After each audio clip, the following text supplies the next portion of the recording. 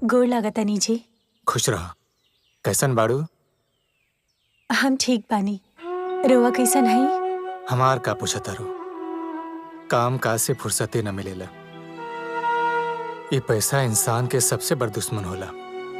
एके कमाए खातिर इंसान अपन परिवार से दूर रहेला, न तो कवन अपन परिवार से दूर शहर में रह के चाहेला। रोवा के तो हम कितना बार कहले हई कि रोवा इहे आ जाए और यहाँ आके थोड़ा बहुत काम धंधा ढूंढ ली और 2 रुपया कम कमाई तो एमे कौन बड़का बात बा बताई।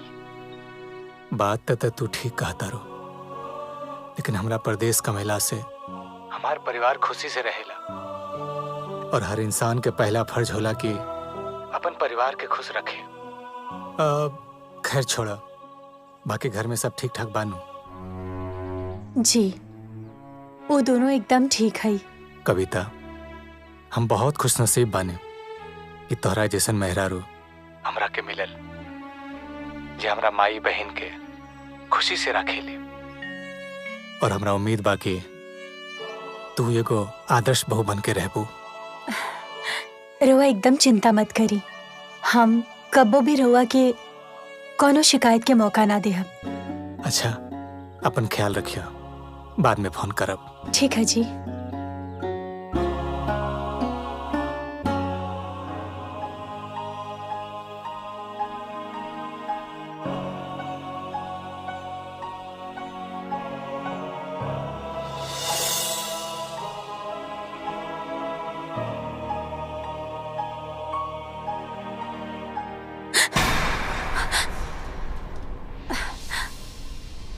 अरे आयरन हो गेल का?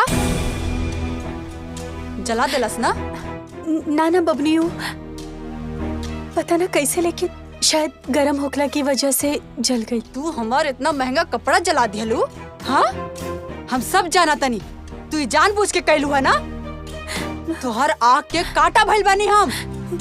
का भइल भगनी? ये देखा, हमार इतना महंगा साड़ी जला दिहलसी। रुका, हम माई के बुलाओ तनी। माई, माई। दीदिया, अरे चिल्लावा मत, आज हम एकर इलाज करब। देखा, ये हमार साड़ी जला दिया इतना महंगा। तोहर इतना हिम्मत हो गई बारे? हाँ, तो हमार बेटी के इतना बड़ नुकसान कैली। हाँ, देखा हम कैसे सिखावा तनी।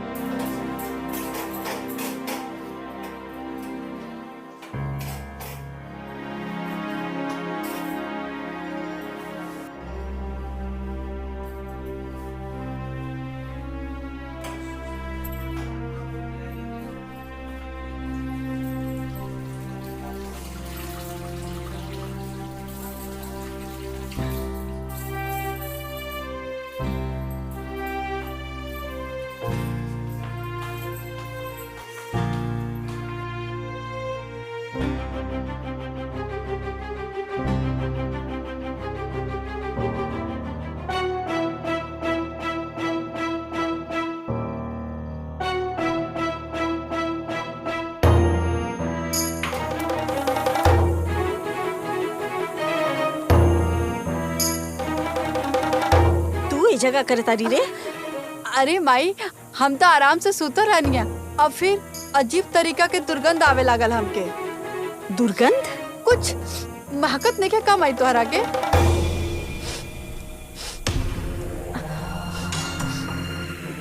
अरे हमके लगा था कि गैस लीक करता। गैस लीक नहीं क्या होत माई, मुझौसी ना गैस चालू छोड़ के चल गई। अरे अरे तू लोग हटासन, हट हट, ये खतरा बा। हजारी के रहते कोनो खतरा तू लोग तक ना पहुंची।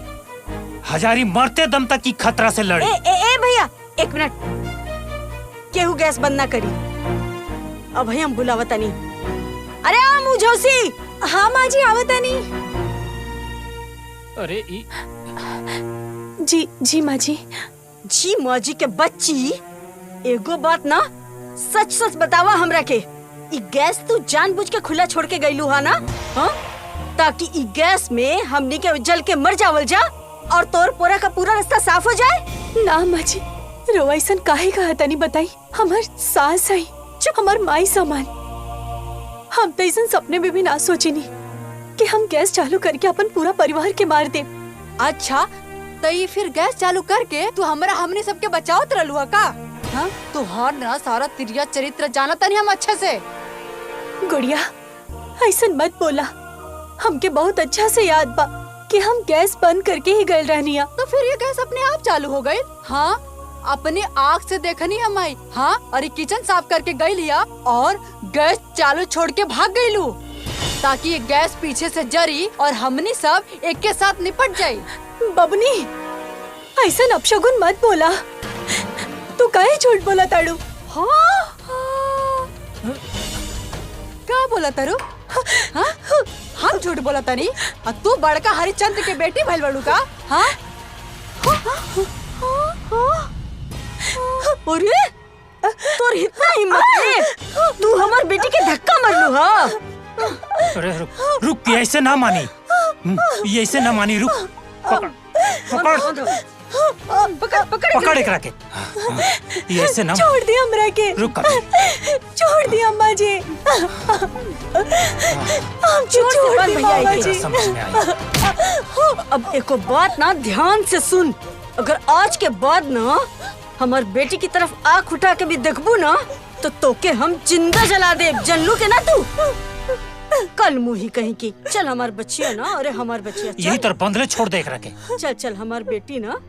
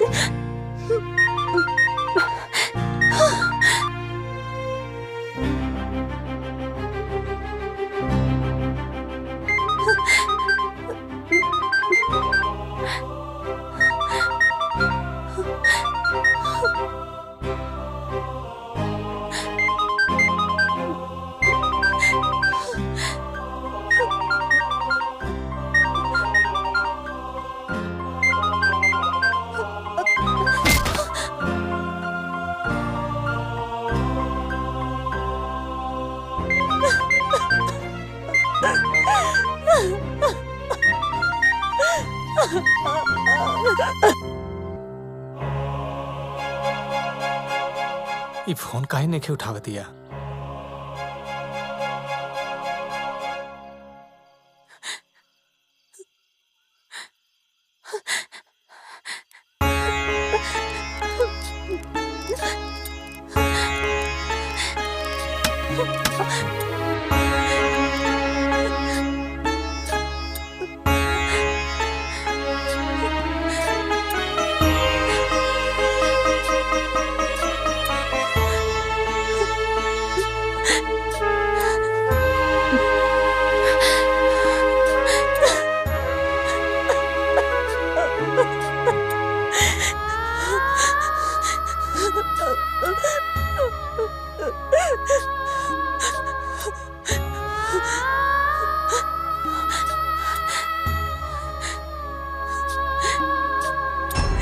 मामा जी हमारा हाथ खोल दी ना।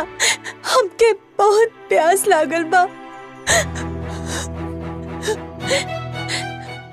खोल दी ना मामा जी। मामा जी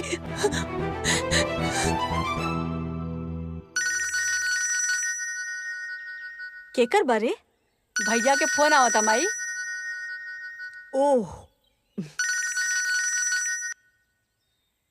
हाँ हेलो। भाई प्रणाम। खुश रहा। कविता तो ठीक बाड़ी नु?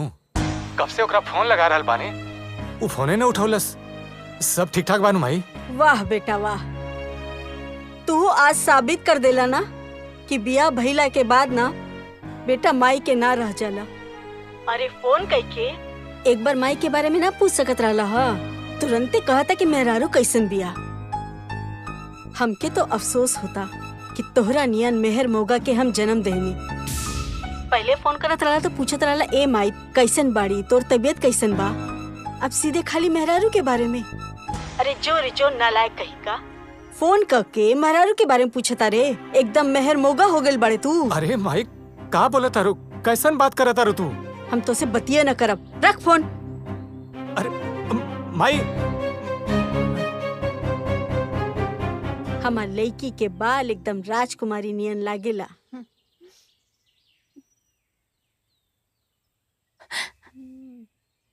अम्मा जी हमार हाथ खोल दी ही ना, हमके बहुत प्यास लागल बा। ओहो प्यास लागल बाटे। हाँ हाथ खोल दे, दे खोल दे।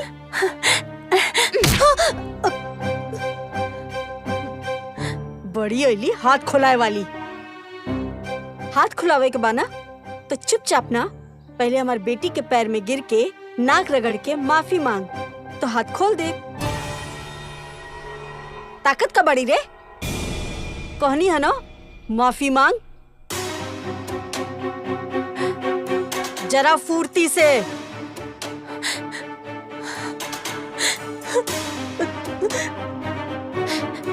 अब आगे से ऐसा गलती कबो ना हुई।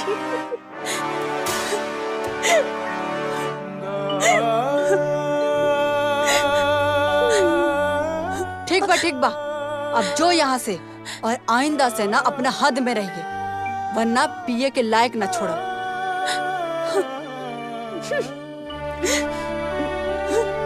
चल टेसो मत चुवावा, जा बैठ के चुपचाप जो जाके खाना बनावा। चल निकल यहाँ से, जाना।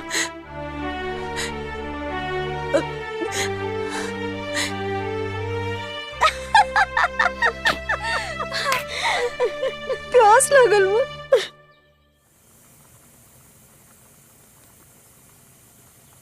थोड़ा सीजे दे। ए दीदिया, पहले तू सेब खो, फिर खाना बनाइए। काहे कि भूखे पेट अगर चक्कर खा के गिर गईले तो हम केकर सहारे जियब? हमर एकलौती दीदिया बड़ू, जिए के आधार। इले खो खो खो। तोहनी का हमरा कितना मानेला सन रे। माई अब खीर पूरी के साथ गाजर के हलवा भी बना देना। हाँ दीदी। ठीक बा, बना दे। माँ जी रेवा लोग काहे खाना बनावतानी, हमसे एक बार कह देती ना तो हम खाना बना देती। एक काम करे ना, रेवा लोग जरा हट जाएं, हम तुरंत खाना बना दे। ए महारानी, तोहके ना ढेर अच्छा बने के कौनो जरूरत नहीं खे।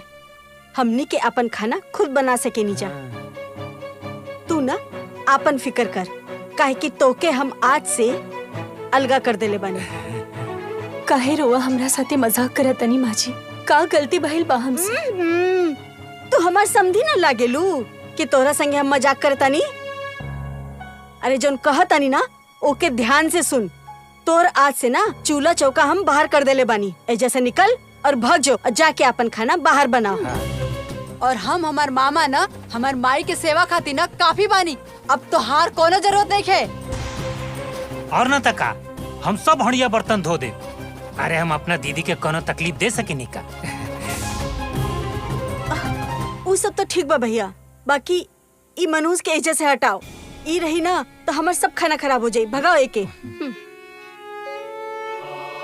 अरे जो ना एजा से ना सुन ले, चल निकल। ना जाए, रुको। हाँ जो खींच के बाहर निकाल दे। हाँ गुड़िया एके सीधा कर दे। बबनी चल चल।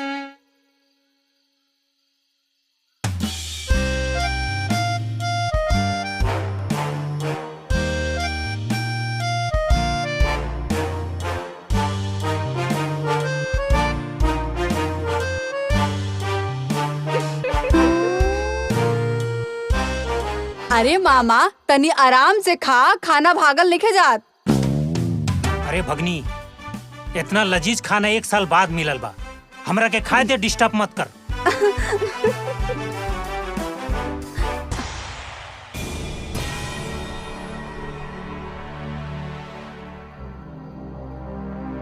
ये कुल बन्नी फिर से आके खड़ा हो गई। भगावा सा नहीं जैसे।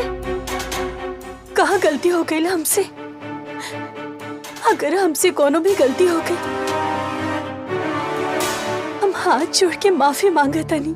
रउआ का हफ्ता हम पैर भी पड़ ले, लेकिन हमरा साथे ऐसा फर्क मत करी अम्मा जी, ना तो उनका के पता चली तो उनके बहुत दुख हुई। सिर्फ इतना ही ना, वो हमसे हमेशा कहत रहनी कि हमार माई और बहन के ख्याल रखिया। ए चुप कर, यहाँ खड़ा होके ना ढेर इमोशनल ड्रामा मत कर, जल्दी के नहीं। तो के हम एक बार कह चुकनी ना कि हम तो के ई घर से अलगा कर चुकल बानी।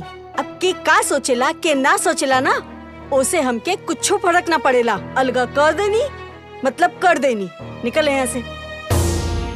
हाँ ना, तू देखत बाड़ू ना माई, तोरा से के तरह बतिया होतिया जैसे कुंदन भैया के पता लागी उनके कितना तकलीफ हुई। अरे वो कोनो श्रवण कुमार बने का, दिन भर मेहरारू के फोन करेले। अरे माई के हाल चाल के कब खबर लवेले। अरे हमके तो अफसोस होता कि हम ऐसा मेहर मोगा के जन्म देनी। अरे खाना में नजर मत लगाओ, खाए दे।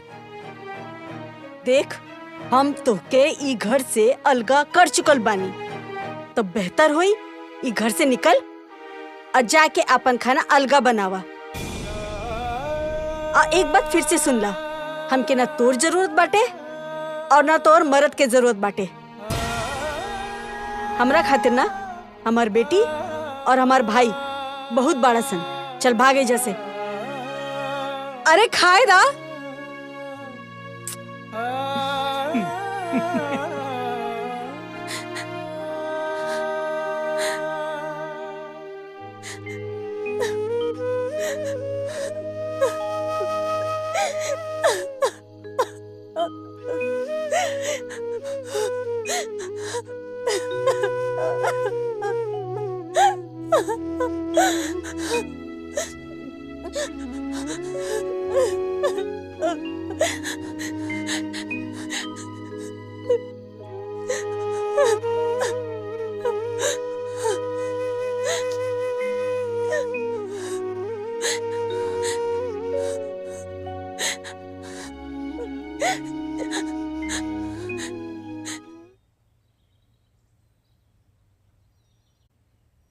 ए दीदी, तू खाली बैठल ठीक ना लगेलू, ले सेब खो।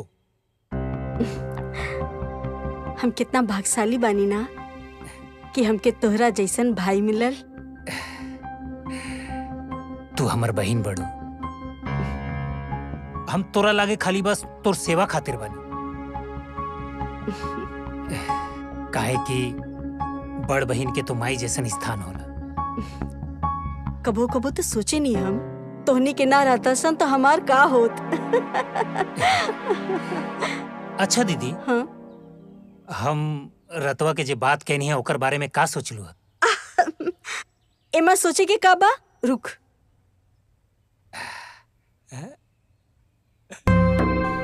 हाय ला, पूरा 2 लाख रुपया रख, खूब मन लगा के अपन बिजनेस कर, और भविष्य में भी कोनो जरूरत होखे तो निसंकोच होके मांग लिहा, समझिया मत।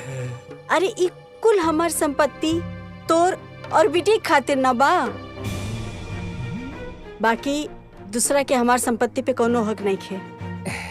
ए दीदी, कबो कबो लगेला ना कि दीदी के रूप में तू माई बड़ू।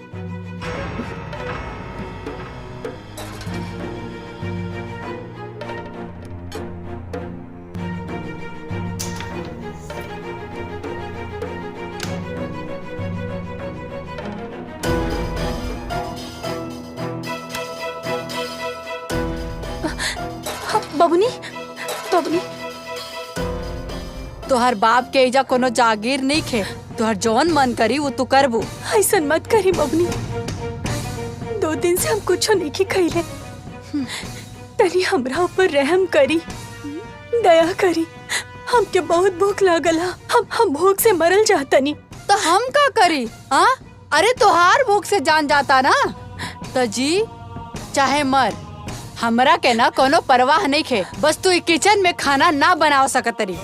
तोहरा खाना खाए के बना तो बाहर जा, ईटा और लकड़ी जोड़ के चूल्हा पे खाना बनावा।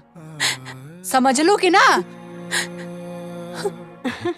माई एक बात बतावा, जब तू भौजी के अलग कर दिले बड़ू ना, तू हमनी के राशन में से काहे खाना बनावतिया? हाँ, जाके समझावा ओके, वो हमार बात लेके सुनातिया।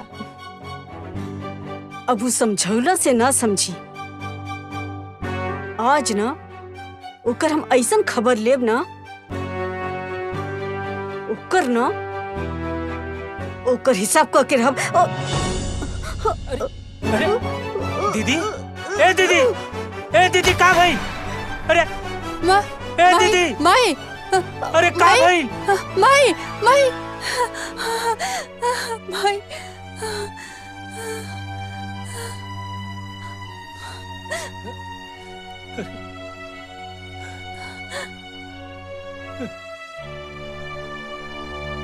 डॉक्टर साहब का भइल बा हमरा माई के? ये उठत काहे न की बाड़ी? तोहरा माई के पैरालिसिस हो गइल बा और ये शायद 2-3 महीना बाद ही उठ सकी हैं। माई, दीदी देखा, तू लोग रोआ मत।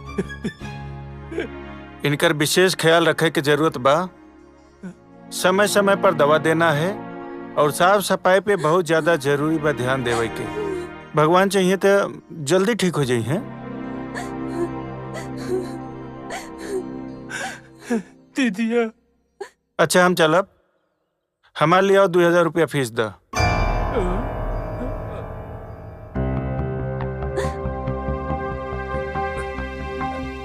का बात करते नहीं डॉक्टर साहब? हमार दीदिया बिस्तर पर मौत से लड़ रहा बिया और और फीस की चिंता बा। अरे इंसानियत भी कोनो चीज होला। अरे भाई, बड़ा अजीब आदमी बाड़ा।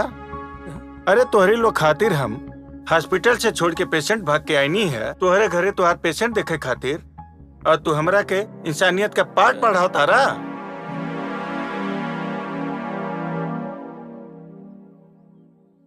लावा फीस लावा। थैंक यू, और इनकर ध्यान रखिए।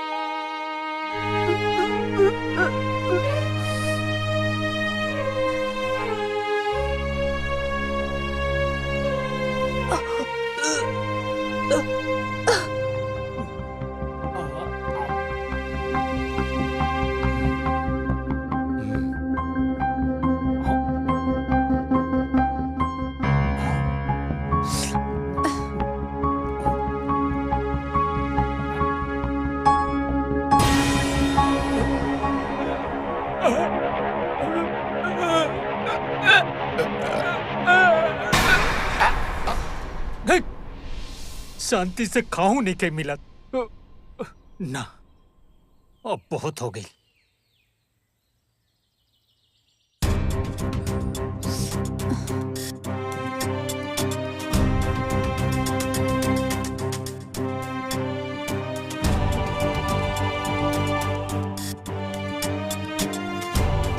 ए भगिनिया, तोर मामी के बड़ी तबीयत खराब बा, हमरा जाए के पड़ी।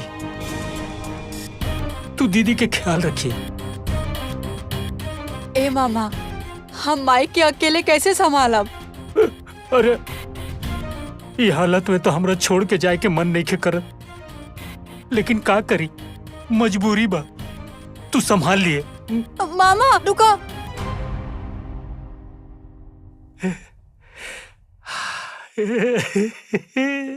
भाग हजारी भाग, अब हरियर पेड़ सुखा गई।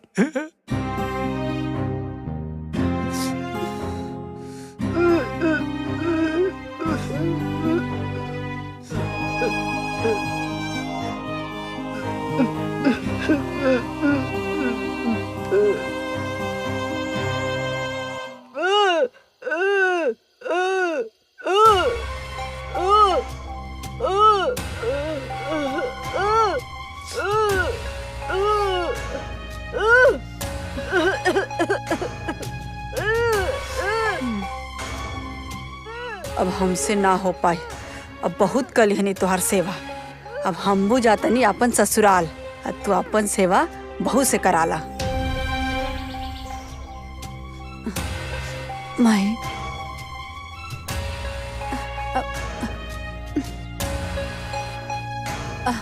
माई, ओ हमरा के ना तोहसे कुछ बात करे के बा। माई, हमरा के ना माफ कर दिया। हमार बस चलित ना माई, हम तोहर खूब सेवा करती, तोहर खूब देखभाल करती माई, लेकिन हम का करी माई, ससुराल में ना तोहर दामाद के ऊपर बहुत बड़का मुसीबत आ गई बा। हमके तुरंत ना यही समय अभी निकले के पड़ी। का करी माई हम? माई, तू कहीं ये मत समझिया कि तुहार बेटी तुहार देखभाल करे के चक्कर में भाग गई। हमार बस चलित न माई, त हम तो अपन जान लुटा देती अपन माई के खातिर, लेकिन हमार किस्मत देखा, हमार हाथ से हमार माई के सेवा छीन गई। माई,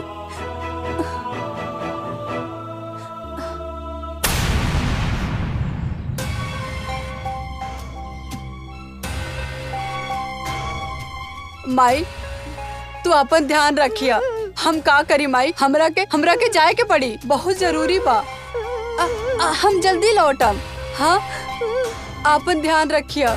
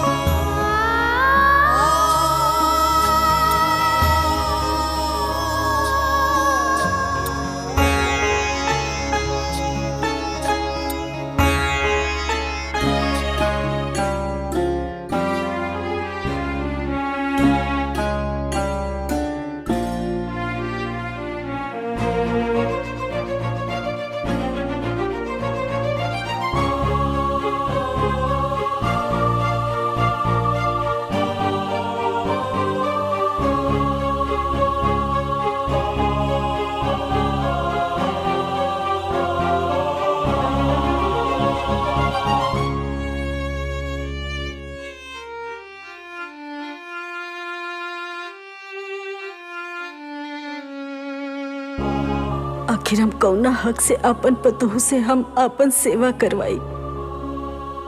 हम आखिर कौन नेक कर्म कैले बानी जो हम अपन पतोह से सेवा ली? हम कौना मुंह से ओकरा ऊपर अपन अधिकार जताई? हमार पाप माफी के लायक नहीं खे।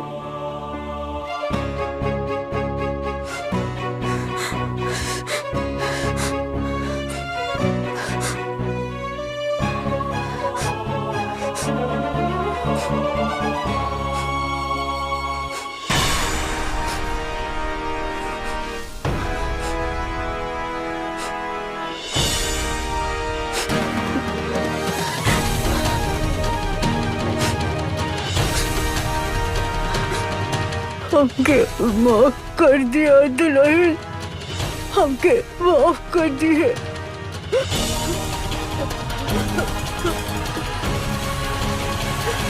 अम्मा जी, ये रुआ का करा तनी अम्मा जी? ना दुल्हन, हमके मर जाएगा। अरे हम तोहरे से सेवा करवाए लायक नहीं थी। हम तोरा ऊपर कितना जुल्म कैली, हमरा कोनो हक नहीं खे तोरा से सेवा करवावे के। छोड़ दो ना अम्मा जी, रुआ ऐसा मत बोली अम्मा जी, ऐसा मत बोली। का गलत कहा तानी? तू देख ना, जी के आपन समझ के कलेजा से लगा के रखनी, वो तो हमके छोड़ के भाग गई।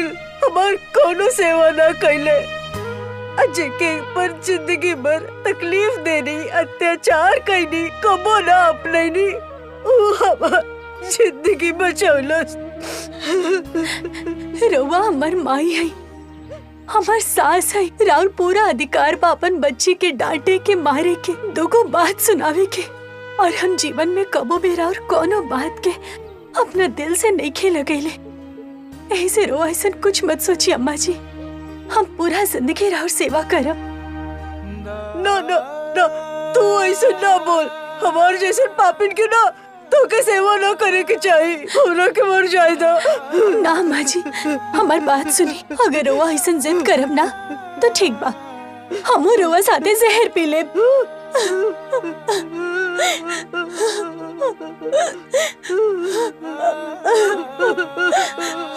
अम्मा जी,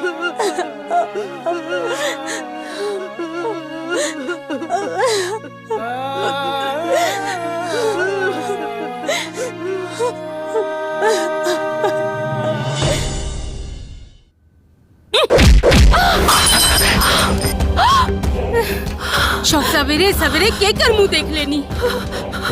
अरे मनोज, हाँ? तोर हिम्मत कैसे भइल रे सवेरे सवेरे हमरा पास आवे के? हाँ? अगर तोरा वजह से ना आज अगर हमार दिन बेकार गइल ना तो सोच लिए। चल मुंह ढक, मुंह ढक।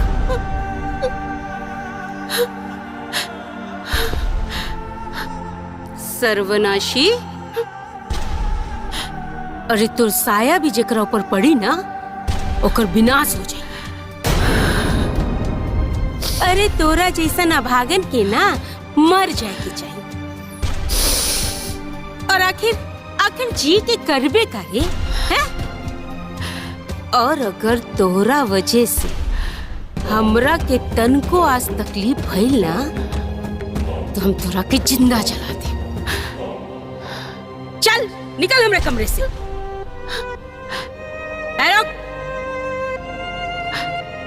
पहले ही गंदगी साफ कर, ठीक से तन को कुछ न रहे के चाहिए, ना तो हम तोर जान ले ले। हट।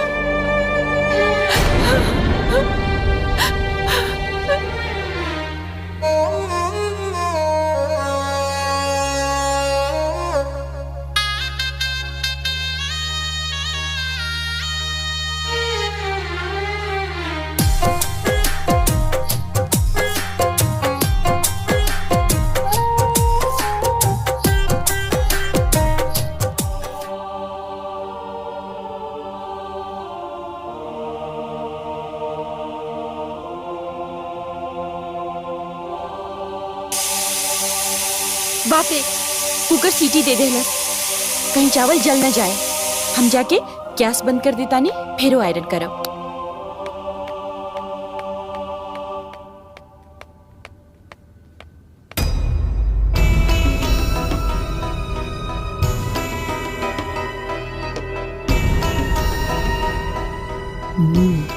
ये अच्छा मौका बा, अब एकर औकात बताई।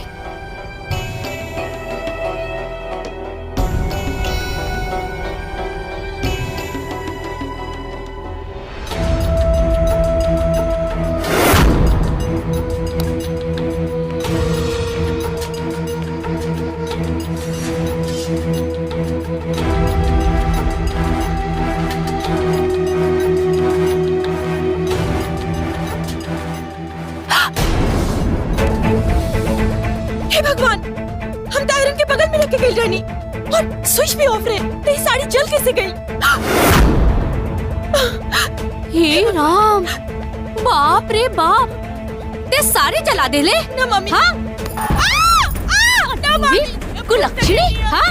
ते दीदी के इतना महंगा साड़ी जला दे ले, हाँ? तो आँख में मोतिया बिन भइल बा का? हाँ? रुक दीदी, ए दीदी जल्दी आई। अरे का हो गई? दीदी है चेक का भाई? देखी ना, राउर इतना महंगा साड़ी जला दे ले सन।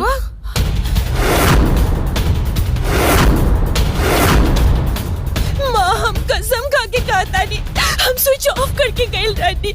हमरा के ना पता बाकी कैसे जल गई।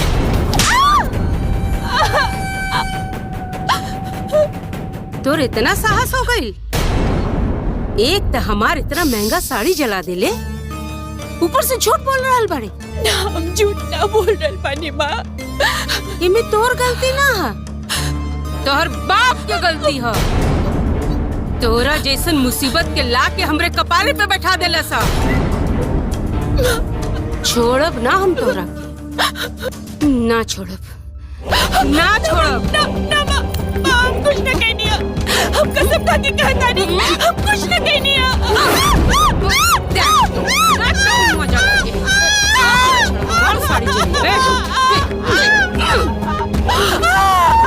ऐसा लगा था।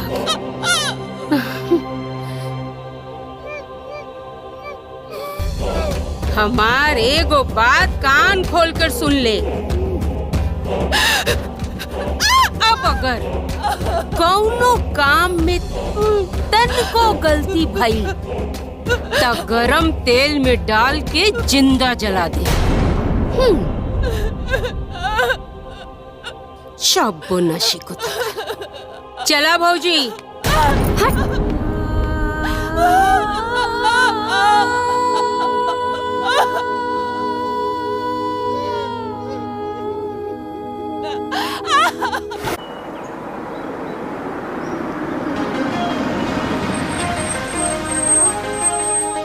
चलो चलो चलो चलो। माँ, गोड़ लगा तानी। अरे खुश रहा, खूब आनंद में रहा। हमार बिटिया के केहू की नजर न लगे। रुका रुका रुका रुका, ऐसा कैसे उतरता रू? अरे हमारी लक्ष्मी बिटिया आई है, पहले नजर उतारा, फिर फूल बरसाई, तब ना भीतर लेके जाए। हाँ? इला भौजी, लाई तू पकड़ा।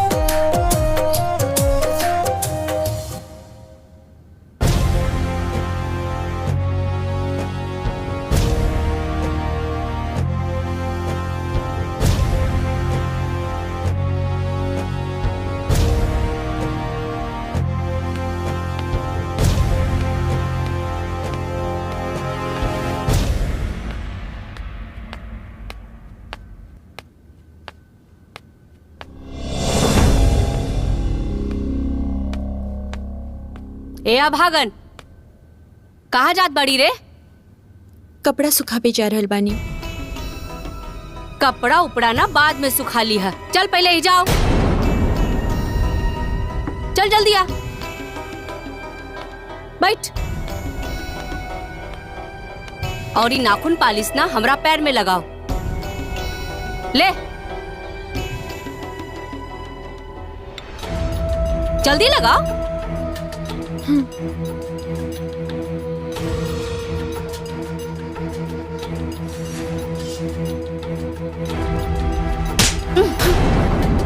ये फर्क होला एगो सुहागन में और एगो अभागन में।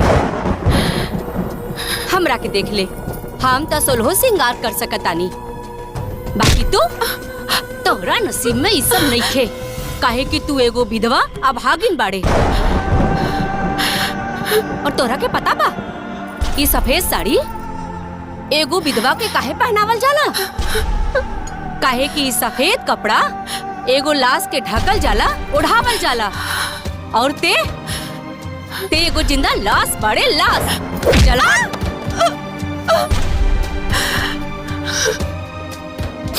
ई नाखून पालिश तो हम तोहरा के ना तोर औकात दिखावे खातिर लगवौनी। हाँ चल जाओ यहाँ से।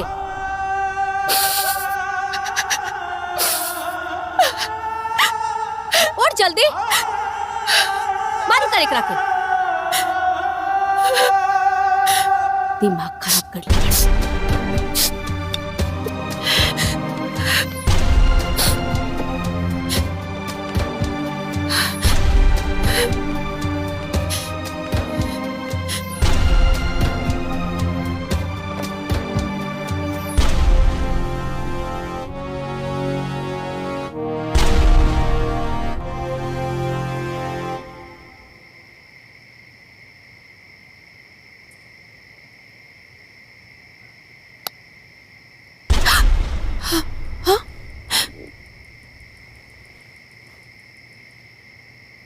लाइट काहे ऑन कर देनी?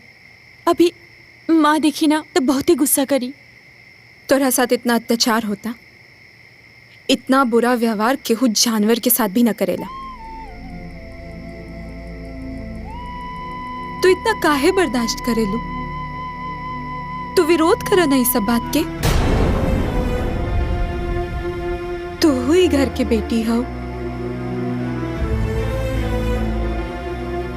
विधवा हो गईलू तो का भइल? तोहार भी पूरा हक बाई घर पे। माई के कारण तोहरा ही अंधकार में रह के पड़ेला, रूखा सूखा नमक रोटी खाए के पड़ेला।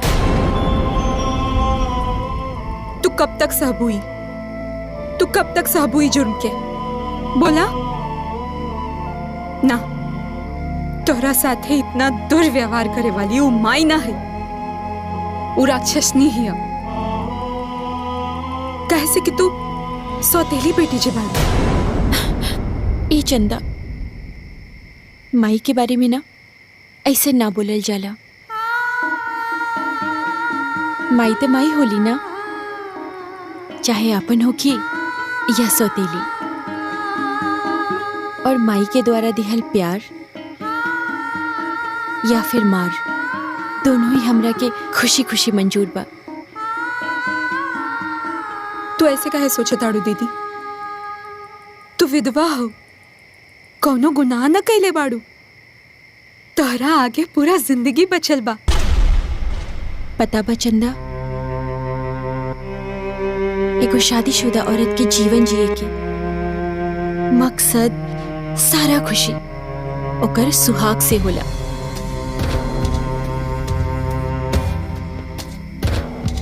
मगर अभागिन बल्ला के बाद ना सब कुछ खत्म हो जाला। शरीर में सांस तो चलेला, मगर ये आत्मा ना मर जाला। एगो विधवा औरत के सारा इच्छा, प्रेम, होकर जीवन, सब कुछ होकर पति से जुड़ल रहेला। और मांग गुजर जाला के बाद ना पति के साथ सारा खुशी मिट्टी में उन्हें दफन हो जाला। एगो अभागिन के पास बचेला ना सिर्फ समाज के ताना, अपमान, दुख, पीड़ा और खालीपन। ए चंदा, तू यहाँ से चल जा, न तमाई देख ली ना तो हमारी पीड़ा और बढ़ जाए। हम जैसे भी बानी, जैसे जीरल बानी, सब कुछ ठीक बा। तू हमरा के हमारे हालत पे छोड़ दा, तू यहाँ से चल जा, चल जा चंदा।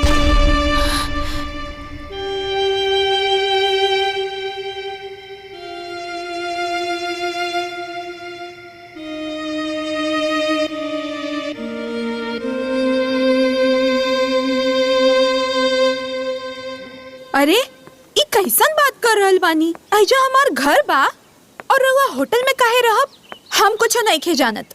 जबले राउर काम खत्म ना हो जाए, बिना संकोच के रउआ हमरा घर पे रहब, ठीक बा? का भइल? हाँ? का भइल? केकर फोन ह? तोहर दामाद के दोस्त हवे, अमेरिका में रहेलन और बहुत बड़ दवा की कंपनी में काम करेलन। एजा ई गांव में उनकरा के कुछ रिसर्च करे के बा, पर वो होटल में रहे के कहत रहले। हम मना कर देनी कि जब हमार घर बटले बा तो होटल में रहे के का जरूरत बा। एकदम ठीक कैलू हा। पर तू इजाजत दे दे तो एमे पूछे के का बात बा? इजाजत के कोनो जरूरत नहीं के। अरे दामाद जी के दोस्त बाड़न तो दमादे जी ना भइलन। देखे ना, एकदम बुला। अरे इतना बड़ा घर बा तो होटल में रहे के का जरूरत बा? इका ठीक होई ना, बुला ला। ठीक बा माँ, हम उनकरा के बता देता ना। हाँ ठीक बा।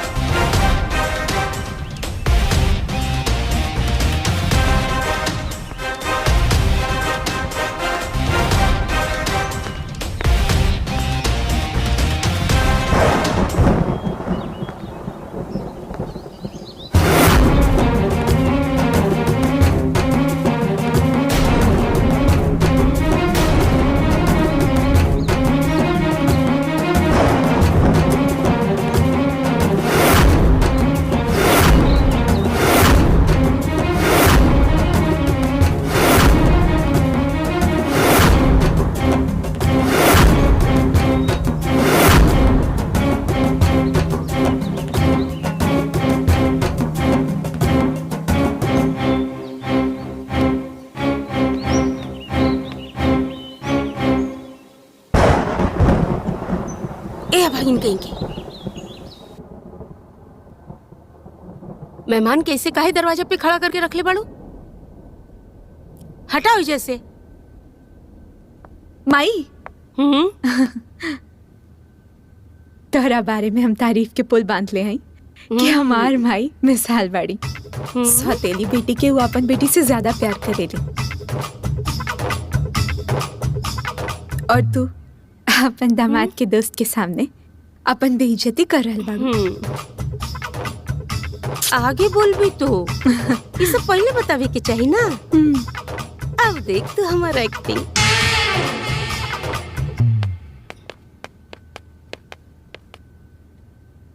बिटिया, मेहमान भगवान के समान होला, ऊपर से दामाद जी के दोस्त बड़न।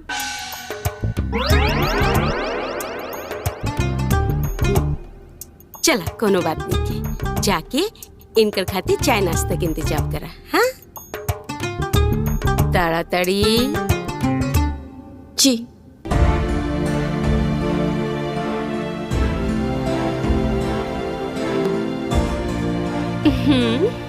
अरे ऐशो, अरे आवा आवा, आश आश।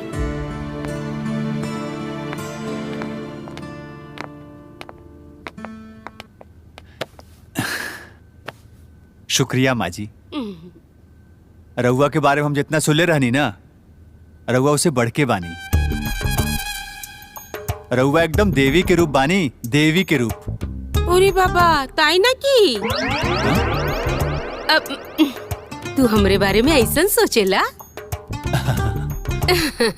हमार मतलब बा, आवे में कोनो तकलीफ तो ना भेल ना? कैसन बात कर रहल बानी माँ जी? रउआ के रहते हमके कोनो तकलीफ हो सकेला का? हाँ? बहुत अच्छा कहनी है जाके। अब जब तक तोहार काम न खत्म हो जाए तू ही है रह हमारे घरे। रउआ सबे के तहे दिल से शुक्रिया, वरना आज के जमाने में एक अनजान आदमी के अपने घर में के रहे के देला? हाँ? ओरे बाबा, এটা তোমারই ঘর। হ্যাঁ, তুমি আমার জামাইয়ের মতন। हाँ? अरे अरे, एके अपन ही घर समझा। और वैसे भी तू हमार दामाद जैसन बाड़ा। तोरा के जब तक मन करे तब तक ऐसे रहा। थैंक यू माँ जी।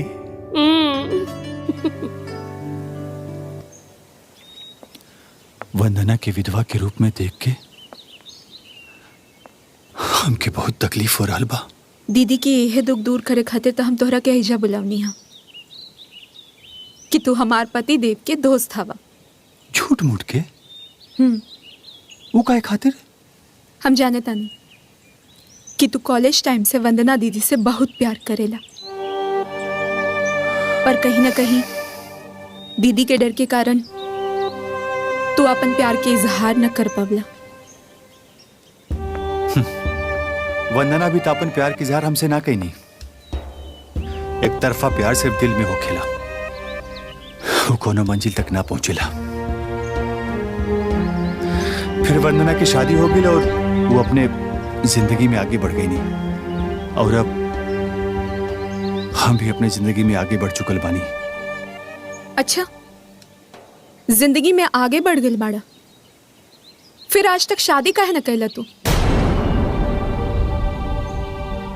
हम अच्छे से जानता नहीं कि तू आज भी वंदना दीदी से बहुत प्यार करेला। सिर्फ हमरा प्यार कैला से का होखे वाला बा? जब प्यार के अपन प्यार ना मिलेला ना, तब बहुत तकलीफ होखेला। पर प्यार में हार मानल जाला भी तो तकलीफ देवेला ना। देखा किशन, अगर तू हमार बहन से सच्चा प्यार करेला तो उनकर तकलीफ के साथ खड़ा रह के उनकर साथ दा। उनकर बेरंग जिंदगी में प्यार के रंग भर दा।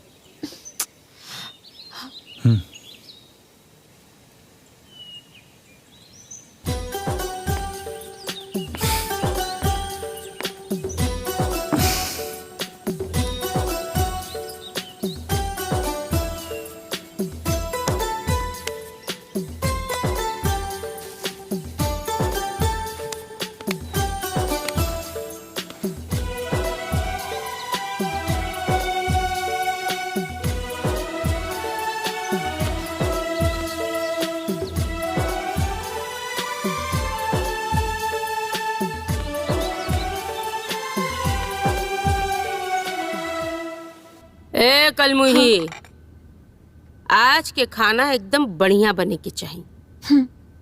तनको कमी भइल ना तोर खाल खींच ले, जियल हराम कर दे। टन टन, आज के खाना हम बनाई। इटा की बोल छो? हाँ? ई का बोला तारा? तू खाना बनेबा तो हमरा के पाप ना चढ़ी। वैसे भी तू हमरे घर के मेहमान हुआ, और मेहमान से क्यों खाना बनवावेला? ए ना चलबे, ई ना चली। अच्छा देखी माँ जी, रउए ने कहले रहनी ये घर हमार भी बा, तो अपने ही घर में खाना बनावे खातिर केहू के मना कइल जाला का? देखी, अगर आप हमके खाना बनावे से मना कइनी ना तो हमके बहुत बुरा लागे। और हाँ, हम ना खाना बहुत स्वादिष्ट बनाइला। अच्छा। हाँ, और हमरे हाथ का खाना जे भी खाला ना ओके बहुत आनंद आवेला। और अगर रउआ सबे के आनंद आई तो हमके भी खुशी मिली ना। अच्छा ठीक है, ठीक बा, तू अपन मन के इच्छा पूरा कैला। अब खुश? Thank you.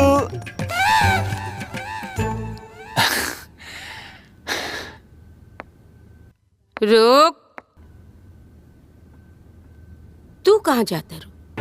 जाके खाना बनावे में इनकर मदद करा। कौनो गड़बड़ ना होके के चाहिए जी, न तो जानी लेना हमके।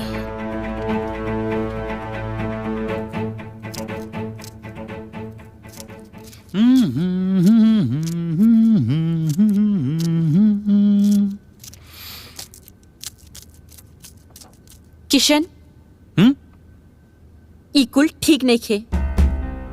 हमरा के बहुत अच्छा से पता बा कि तू एजा काहे आइल बड़ा। काहे आइल बानी? पाहुन जी के साथ तो तोहर दूर दूर तक कोनो दोस्ती नहीं खे। तू एजा पाहुन जी के दोस्त बन के काहे आइल बड़ा? वंदना, तू सही कह रहल बड़ू। पाहुन जी हमार दोस्त नहीं खे, और ना ही हमार उनके साथे दूर दूर तक कोनो रिश्ता बा। एजा हम तोहरे खातिर आइल बानी। हाँ? और कारण आज हम तोके नहीं खे बता सकेनी। देखा किशन, हमार जिंदगी पहले से बहुत मुश्किल में बा, एकरा के और मुश्किल में मत डाला। वंदना, तोके हम वही मुश्किल से तो निकाले खातिर आइल बानी। हम भगवान से दिन रात प्रार्थना करीला कि तोके दुनिया के हर खुशी मिले, और हमके तू।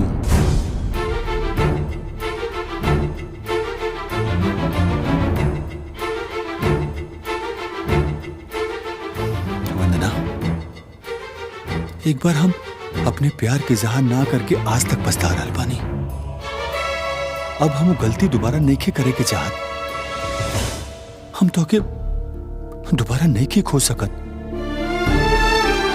यही से आज हम अपने प्यार का इजहार कर रहल बानी। तू हमारे प्रार्थना का एक बेहतरीन ख्वाब पाड़ो। आज हमारी हाथ थाम के हमके और हमार ख्वाब के पूरा करता। ज्यादा ख्वाब मत देखा। हम यहाँ बहुत खुश बानी। हमरा के केहू के कोनो साथ के जरूरत ना बा, और ना केहू के प्यार के। तोरा के का लागता कि हम विधवा बानी, सफेद साड़ी में बानी, ते हमरा के केहू मर्द के मोहब्बत की जरूरत बा? और एक बात कान खोल के सुन लो, ना हमरा के पहले तोहरा से कोनो लगाव रहे, और ना अब बा।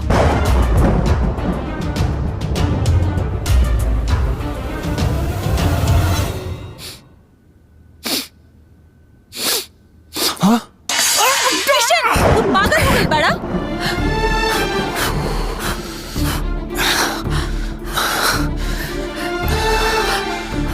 हाथ चला ले ला।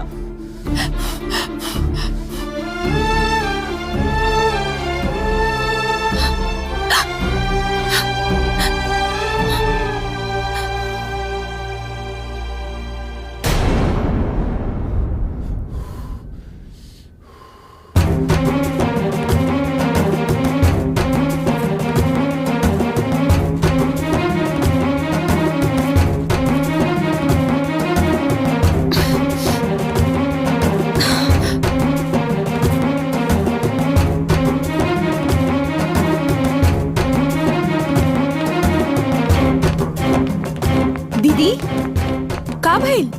इतना परेशान काहे बाड़ू? ई रमल हम जाके अपन दोस्त के हाथ में लगा द। खाना बनावट टाइम ओकर हाथ जल गई रहे।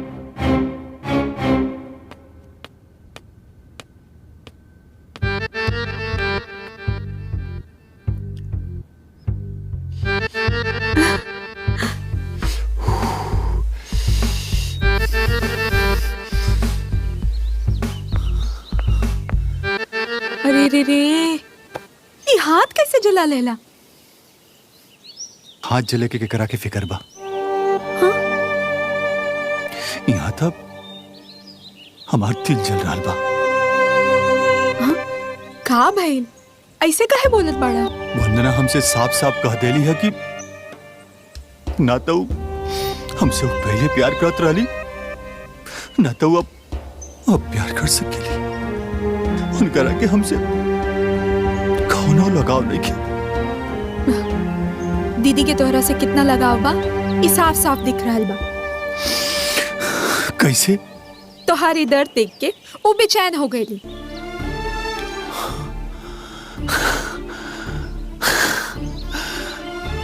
तू सच कहा तारू? हाँ, और ये बात की सबूत ई है। चलो छोड़ा, लावा हम दवा लगा दी। लावा ना,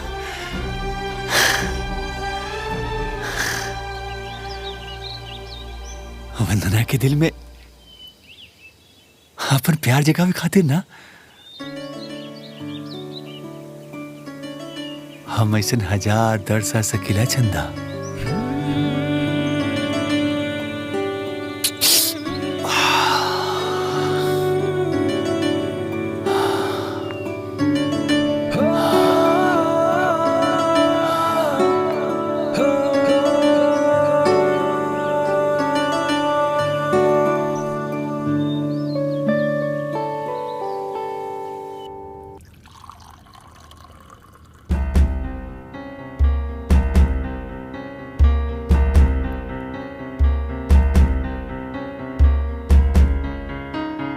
अरे वंदना, बैठा ना तो हूं खा।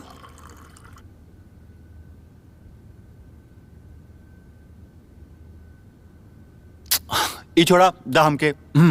तू बैठा।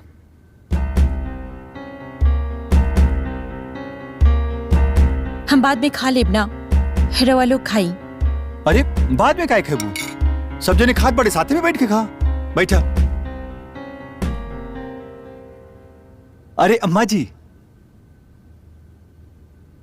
अब रहुए बोली ना कि यहो बैठ के हमने के साथे खाएं। बैठा बैठा।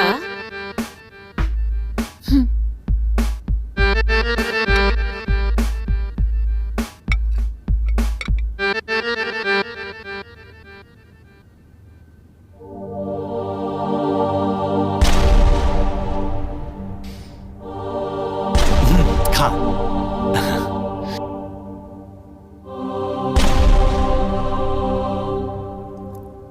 अरे खा, का इतना सोचत बाड़ू? खा।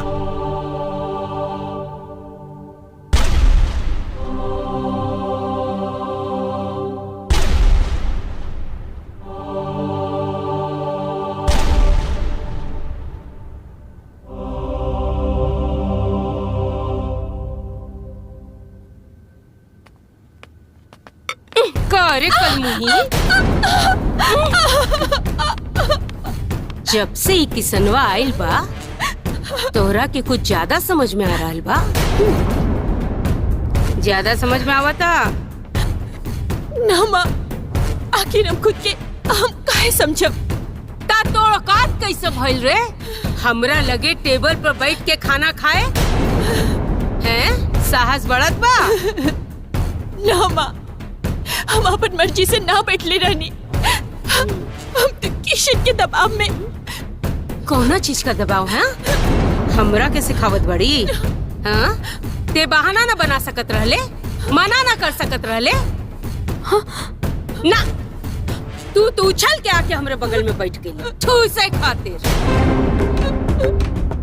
ए, सच सच बोल कि तू लोग दोनों के बीच में का चल रहल बा? ना माँ, कुछ ना चल रहल बा। रवा के जरूर कोनो गलत फहमी हो गई बा। अच्छा, तो हमनी के गलत फहमी हो गई बा।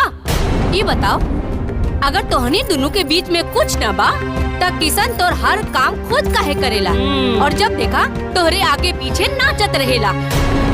दीदी, हमरा के त लागत ना इहे ओकरा ऊपर जादू टोना कैले बिया और हमनी के पीठ पीछे गुल खिलावत बिया।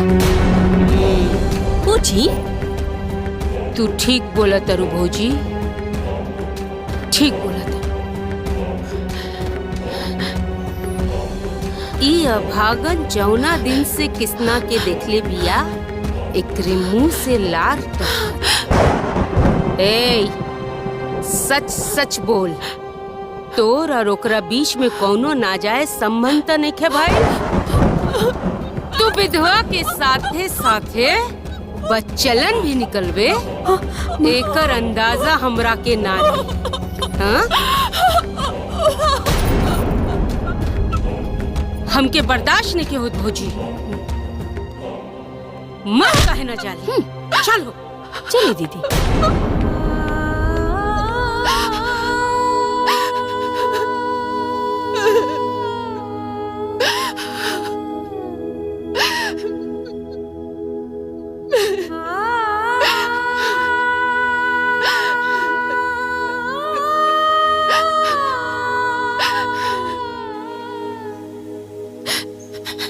तोर और ओकरा बीच में कौनो नाजायज संबंध त नइखे भाई?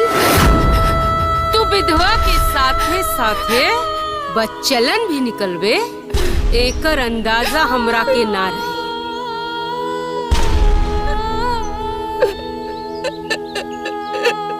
वंदना,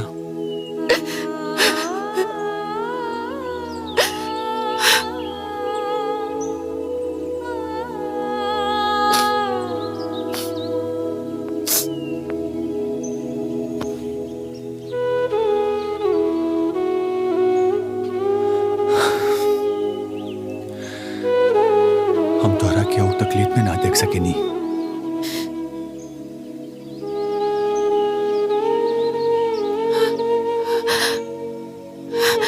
हमरे खातिर तोहारी आंसू बहुत अनमोल बा। एके ऐसे जाया मत करा।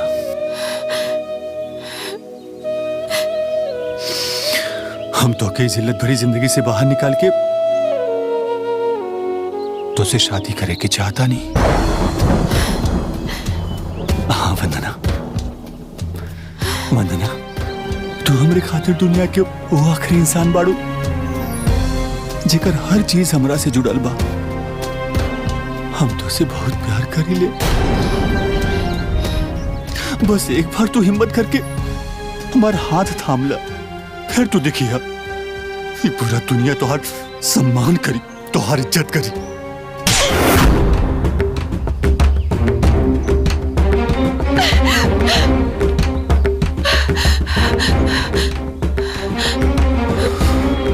अरे कवन इज्जत, कवन प्यार। तोरा से ना तो हम पहले प्यार करत रहनी और ना अब करेनी। कोनो वास्ता नहीं खे। तोरा वजह से हमारी बचन कुछ इज्जत में नीलाम हो गई।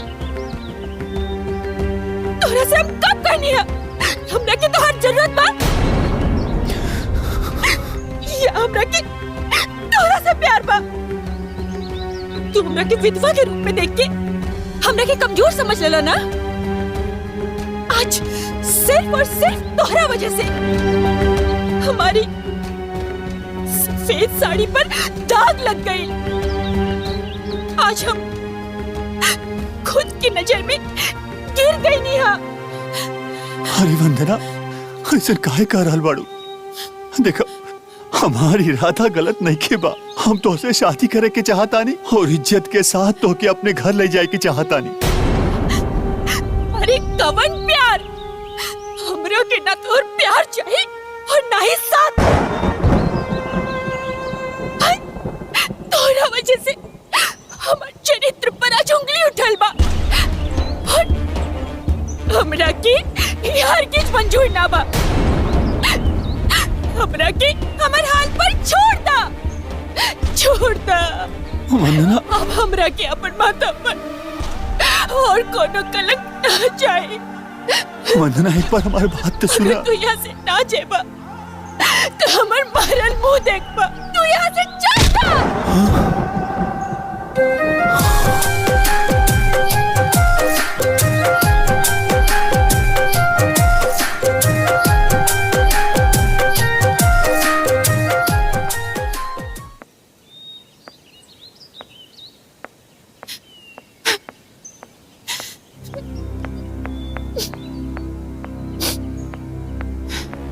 वाह दीदी वाह, जौन इंसान तोहरा से प्यार करेला तोहरा खातिर पूरा दुनिया से लड़ेला तैयार बा, ओकरा के तू थप्पड़ मार के भगा देलू। हा, चुप हो जा चंदा,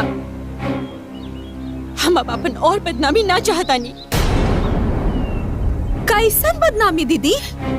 और एक बात बतावा, किशन के घर में आवे से पहले तुम्हारी घर में कौन इज्जत करत रहे? केहू ना? फिर भी तू उ लोग के बारे में काहे सोचताड़ू?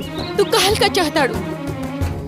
देखा चंदा, हम ऐसे ही बहुत परेशान बानी, हमरा के और परेशान मत करो। और ये परेशानी की वजह किशन है ना? है ना दीदी, हम जानता नहीं कि तू किशन से प्यार करेली। तू पागल हो गई बाड़ू, हम किशन से प्यार ना करेनी। हम अगर किशन के प्यार कबूल कर लेनी ना, इस समाज हमरा के उल्टा कही, कुलक्षणी कही, हमारी जिंदगी बर्बाद कर दी, नर्क बना दी। और हम हरगिज न चाहब कि किशन की जिंदगी बर्बाद हो जाए, होकर जिंदगी नर्क बन जाए। भले ही हमार पूरा जिंदगी किशन की याद में होकर मोहब्बत के विरह में बीत कहे न चाहिए, लेकिन किशन की जिंदगी हम नर्क ना बना सकेनी, हम होकर जिंदगी बर्बाद ना कर सकेनी। मतलब तो किशन से प्यार करेलू? बोला दीदी, अब झूठ मत बोला हमरा से। तुम्हारी बेचैनी बेसुकुनी चीख चीख के कहा था कि तू किशन से प्यार करेलू। हाँ चिंता, हाँ, हमरा के किशन से प्यार पा, हम ओकरा से बहुत प्यार करेनी, बहुत प्यार। लेकिन समाज के ना, हम दोनों के प्यार कबो मंजूर ना हुई, हम ओकरा के दुख ना दे सकेनी। हमनी दोनों के प्यार के कोनो मंजिल लेके, कोनो मंजिल लेके चंदा, ऐसे एक दूसरे से दूर रहे में भलाई बा, काहे कि ई समाज ई रिश्ता के कबो ना अपना सकेला, कबो ना अपना सकेला। बस एक बार हमारा हाथ थाम के तो देखा।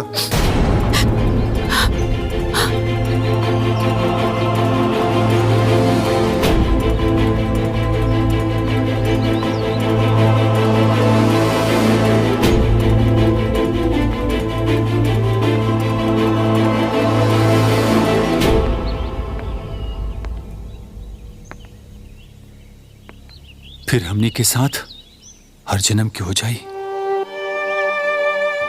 वंदना, तू हमरे प्यार के ऊपर संदेह मत करा, बस हिम्मत करके एक बार हाँ कर दा, फिर हम पूरे समाज के सामने तोहके आपन दुल्हन बनाई। और ये सब हम तोहरे खातिर ना कर रहल बानी, और ना ही तोहरे ऊपर तरस खाके तोहरे ऊपर कोनो मेहरबानी कर रहल बानी। हम तुझसे बहुत मोहब्बत करीले, अगर तू हमके ना मिलू ना तो हम मर जाए। खबरदार जी, मरे के बात कहला था। तुहार हर एक सांस हम रखा दे अनमोल बा किशन। वंदना, हम तोहरे हर एक सांस में अपन सांस जोड़ के जिए के चाहता नहीं। हमार मोहब्बत अपना के हमके जिए की इजाजत देना।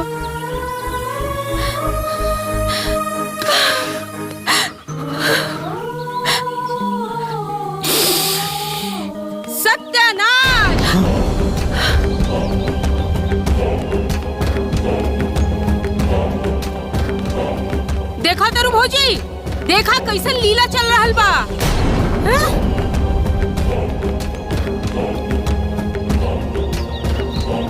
अरे कलमुही,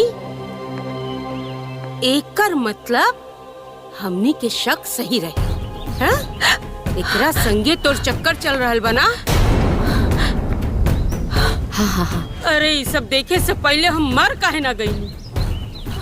अरे प्रभु उठाला। एगो गैर मर्द के संगे लिपटा चिपटी करत अरे तोर इतना हिम्मत।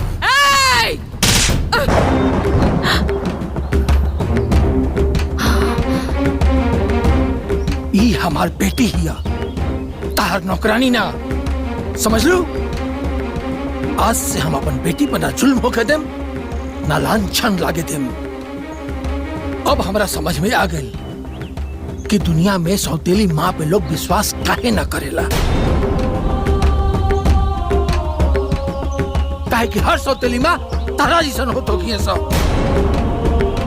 एक बात और सुन ल कलावती, आज से हमारी बेटी आपन जिंदगी अपना हिसाब से जी, तारा हिसाब से ना, समझ लो।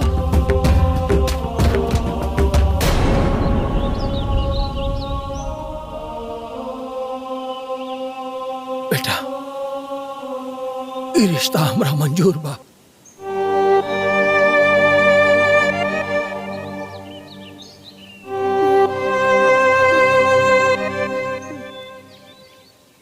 आओ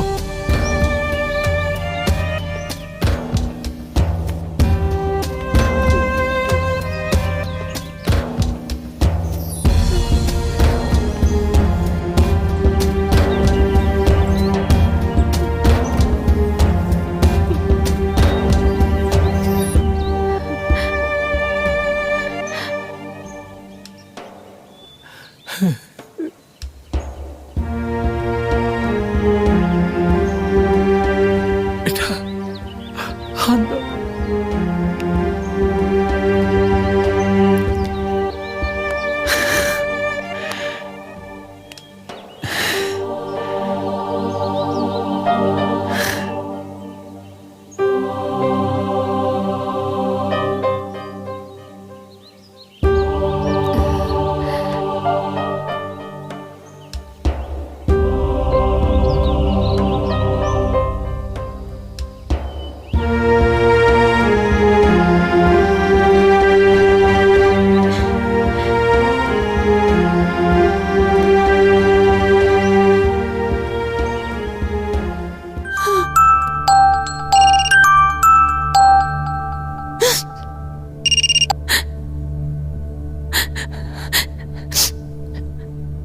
गोड़ लागता नी माई। खुश रह बेटा, तू रोवत काहे बाड़ू? ना हम ठीक बानी। पूजा बिटिया, हमरा से झूठ मत बोला, हम तो हर रग रग से परिचित बानी। आखिर कब तक तू अपन सास ननद के अत्याचार सहत रह? दमाद जी के काहे नहीं खूब बतावत? ना माई, कैसे कहीं हम उनकरा के बहुत यकीन बा अपना माई और बहन पे। अगर हम कुछ भी बोलब ना तो उनकर भरोसा टूट जाई, हमारी घर टूट जाई माई। ऐसे हम चुप बानी। जौन लोगन के इतना फिकर करत बाड़ो ना, वो लोग तहार तनिको फिकर ना करेलन। पता बा, लेकिन हम अपन पूरा मन से कोशिश कर रहल बानी। हम बहुत मेहनत कर रहल बानी माई, अपन सास के ननद के सबके दिल जीते खातिर बहुत काम कर रहल बानी, लेकिन कोनो फायदा नहीं के हो रहा। पता ना कहाँ भी लोग हमके अपन घर के बहू मानी। पता ना माई।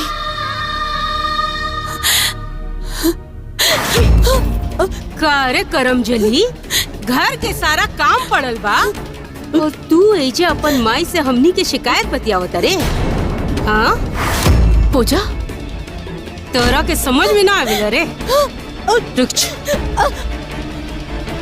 ए भिकारन, तोरा के शर्म ना आवेला रे? तू हमरे घर में फोन करके आग लगा रहल बड़ी। अगर आज के बाद दोबारा हमरे घर में फोन करके अपन बेटी के चिकनी चुपड़ी बात समझौले ना, अगर हमरे घर में आग लगौले ना, तो हम ओइजा आके तोर घर के खाक कर दे। तोरा के का बुझाला? तू अपन बेटी के समझेबे जैसन ओइसे हमार घर चली। ध्यान रख, अगर तू वहां से कुछ कैले तो एजा हम तोर बेटी के हालत बुरा कर दे। ए भिकारन, ध्यान से सुन ले हमार बात। आज के बाद ना तोर फोन आए के चाहिए, ना तोर बेटी से तोर कोनो बात। याद रखिए।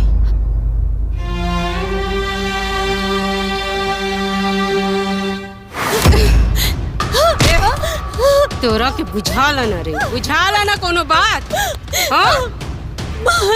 हमरे घर में खाली हमार हुकुम चलेला, और जैसन हम चाहब ना वैसने होगी। याद रहे, आज के बाद अगर हम देखली तोर हाथ में फोन, तो हम तो रूह हाल करब। ये जन्म में तो का, कौनो जन्म में पतो बने लायक नहीं। चल चल जो।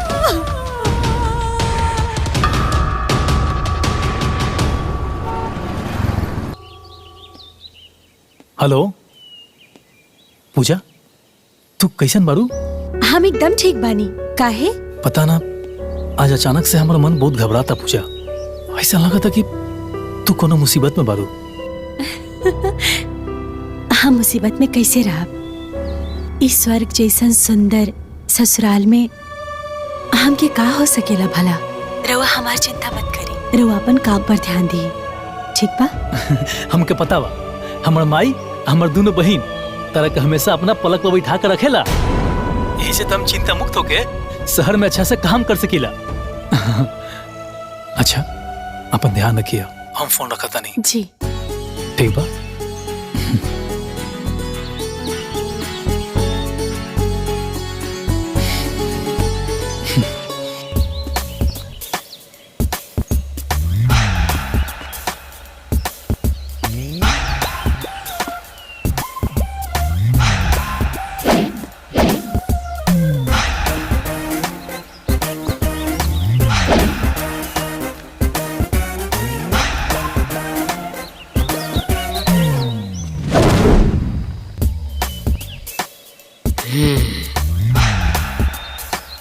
रोहिणी, ए रोहिणी, ये हमार पत्नी। अरे जीजा जी, आ गई नी रउआ। हाँ। वैसे ही कपड़ा में ना एकदम नचनिया के जोकर लगातानी। अब ही हम मजाक के मूड में नहीं की, कह देता नहीं। बुझ गई नू, हमार बीबी कहाँ बारी? बोला बा उनका के। ए रोहिणी, कहाँ बारे रे? अरे काहे इतना गला फाड़ फाड़ के चिल्लाता नहीं रहुआ? का भइल? सुना, हमनी के शादी के 5 साल हो गई, तू ससुराल में खाली 5 दिन खातिर रहल बारू। हमार बूढ़ माई के अपना हाथ से खाना बना बना के हालत खराब हो गई बा। अब हम पूरा तैयारी के साथ आयल बानी। कह दे बतानी, 1 मिनट में सारा सामान लपेटा, हमरा जोरे चला चला। हम ना जाए। अरे हमार तो किस्मत खराब हो गई है, जो रउआ जैसन आदमी से शादी हो गई हमार। हमरा जाए। अरे जे भइल से भइल, अब तू अपन सामान लपेटा चलो। अरे चलो ना जा। दमाजी, खुश रही। गोर लगता नहीं। अरे दमाजी, ससुराले आइल बानी, तनी खाई पी आराम करी, ओकरे बाद लेके चल जाए। पक्का नू? एकदम पक्का। हम कहा तनी नू। हाँ ठीक बा। आई आई आई, चलो तू आवा। आई, चल चल। अब जाए के ही पड़ी।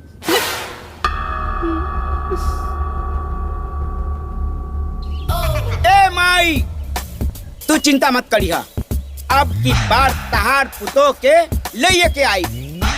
चाहे ओकरा खातिर हमरा ओकरा परिवार से बगावत काहे न करे के पड़ी।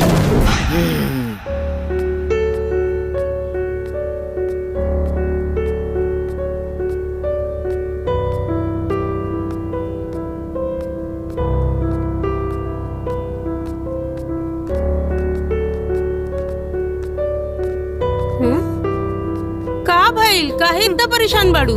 अरे माई, हम बहुत टेंशन में बानी। काहे? आ ऊपर से चिंता सतावता।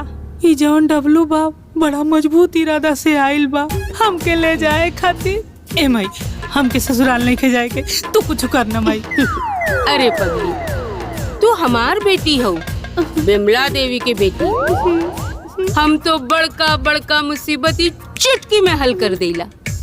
कमाची कौन खेत की मूली बा? रुक, आवतन।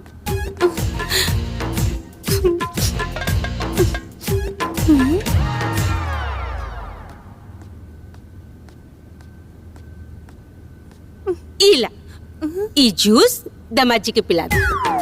अरे माई, तोहरे दामाद जी के सेवा सत्कार नहीं करे के, भागावे के बा। ऊपर से तू जूस पियावता रे।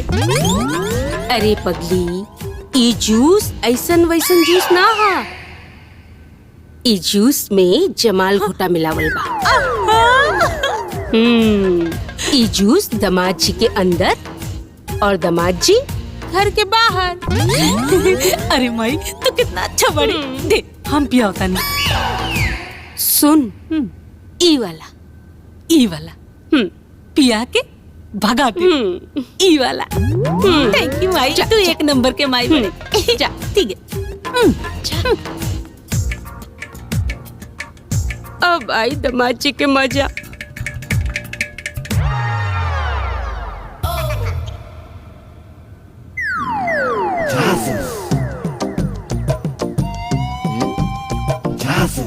कुछ तो गड़बड़ बुझाता हमरा।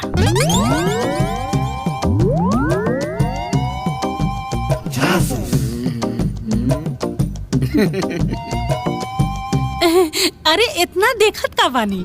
उठाई पी। स्पेशल जूस हवे रउआ खातिर। रउए ने कहत रहनी कि पति के सेवा में ही सारा सुख होला।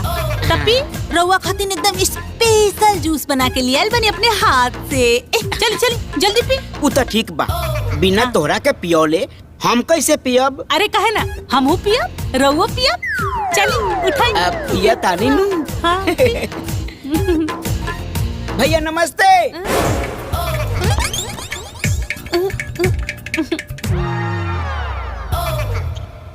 लगाता चल गइल। अरे हमार पतिदेव, हमार भैया सनीचर के आवेलन आज ना। चल अच्छा, जूस पी। चल केहू रहल? अरे हाँ। हाँ। चीयर्स। बहुत बढ़िया बा। पी, एकदम टेस्टी वाला जूस अपने हाथ से बनवले बानी। हाँ।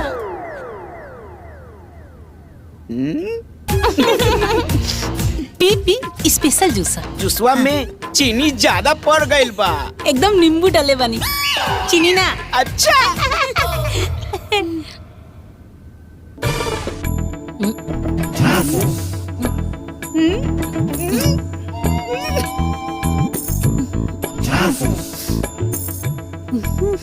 तहार हाथ के जूस हम छोड़ब, चट जाए।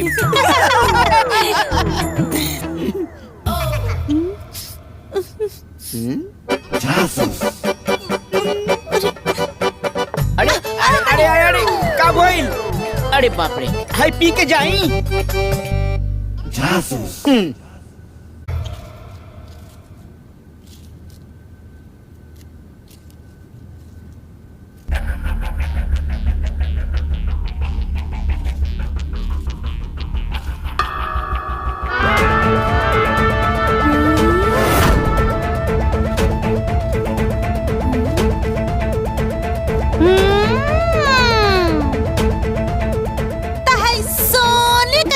पहिन के तो प्याज कटबू। तू इतना सुंदर बाड़ू कि इतना सुंदर कंगन पहन के कटबू प्याज। तोर मुबारे, चल निकल निकल निकल। अरे ना दीदी, ना दीदी, मत ली दीदी। ना दीदी।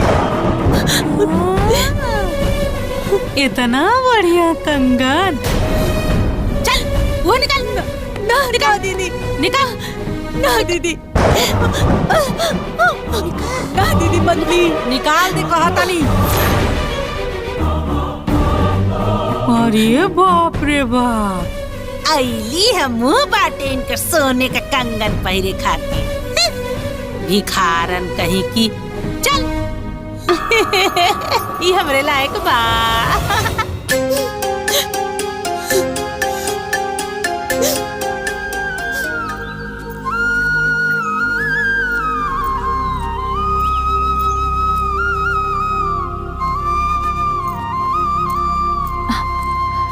पूजा बिटिया।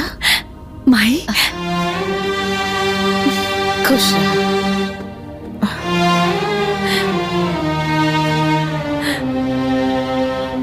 पूजा तू ठीक बाड़ू ना? ठीक बानी, लेकिन तू एजा माई। खेते के नया चाउर निकलल रहे, उसे हम तहरा खातिर कसार बना के लियोले हैं। बहुत अच्छा केलू माई, तो हर हाथ के कसार हमके बहुत अच्छा लागेला। हमके मालूम बा, तबे तो हम बना के लियोले हैं।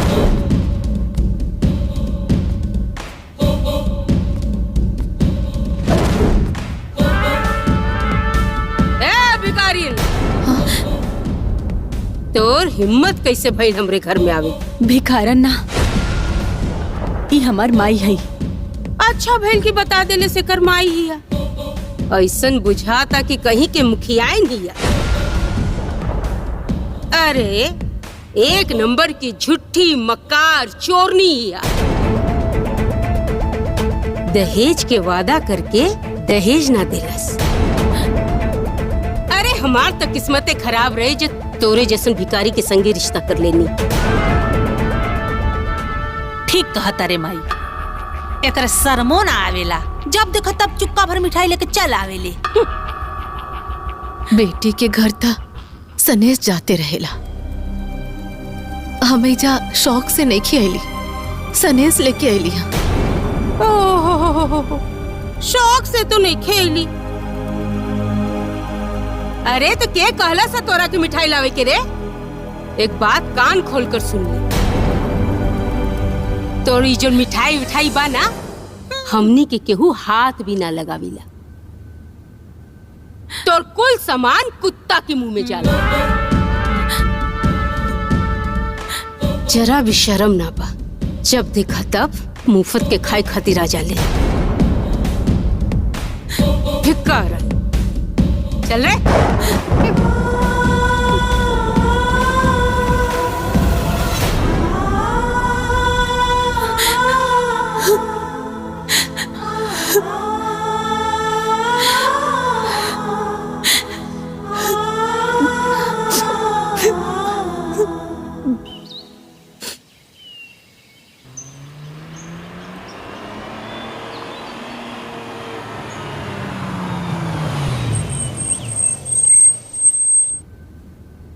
मनहूस चाय तो बढ़िया बनावेगी।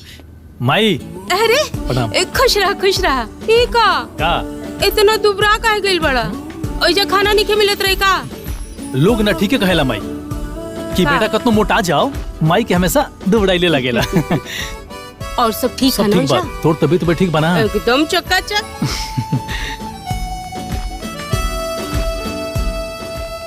अरे सासू माँ प्रणाम। खुश रह बेटा। रउआ कब नहीं है? अरे तार सासू माँ के तो 3-4 दिन हो गए जा। अच्छा, अरे इतना बढ़िया कसार बना के ले आयल रहनी।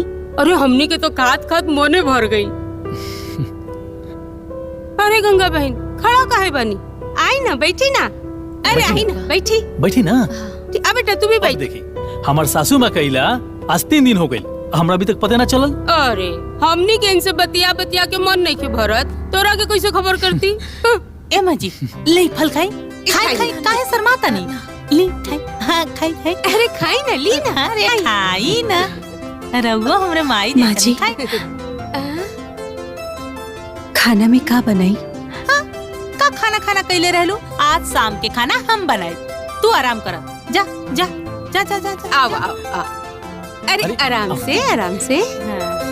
बैठा। देखा सवेरे खाना तू बनैले रहलू, अब साँझे के लोग खाना बना। हाँ, हर टाइम तू ही थोड़ा खाना बनेबू। इला तू लोग बैठ के दोनों फल खा ला। इदे माई हमके। दीपक कितना दिन बाद आइल बा, तू लोग दोनों बैठ के बतियावा लो का बहन जी? हैं? चल हमने के अंदर चल के चाय पियल जाओ, अपन ओइजे बतियाई। बैठा आई बहन जी, चली चली।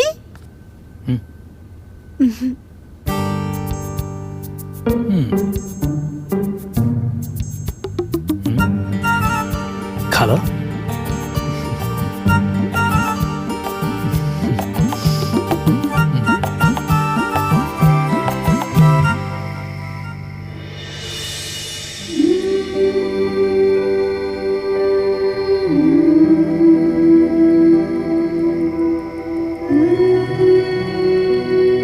अरे एकर का जरूरत रहे?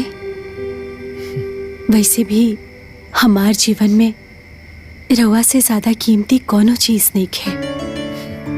पूजा, हम पिछला जन्म में जरूर कोनो अच्छा काम के लिए रही कि तोरा जैसे हमरा मेहरारू मिलल। ना तो देखला आज के जमाने में सबसे पहले मेहरारू अगर घर में आओ तरी सन तब माहिया बेटा के अलग कर दे तरी सन, लेकिन तू हमरा फैमिली के हमेशा जोड़ के चले लो, हमेशा प्यार देवेलू।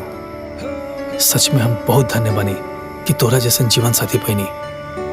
सच में तोरा जैसे मेहरारू पाके हम बहुत धन्य हो गए। नहीं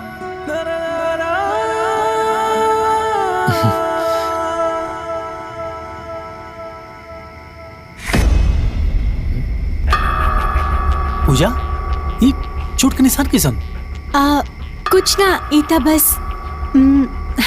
ई कपड़ा धोत वक्त लाग गई हुई। अरे लेकिन ये बहुत चोट के निशान बाटे। एक सेकंड रुक, हम लेके आओ। अरे सुनी ना, रह दी जाए दी तनी साबा का रह दी? हाँ हाँ इतना चोट लगल बा? कहा तरू की हल्का फुल्का बा, हल्का फुल्का लगल बा दाहिने। अरे तनी ध्यान से काम करो ना पूजा।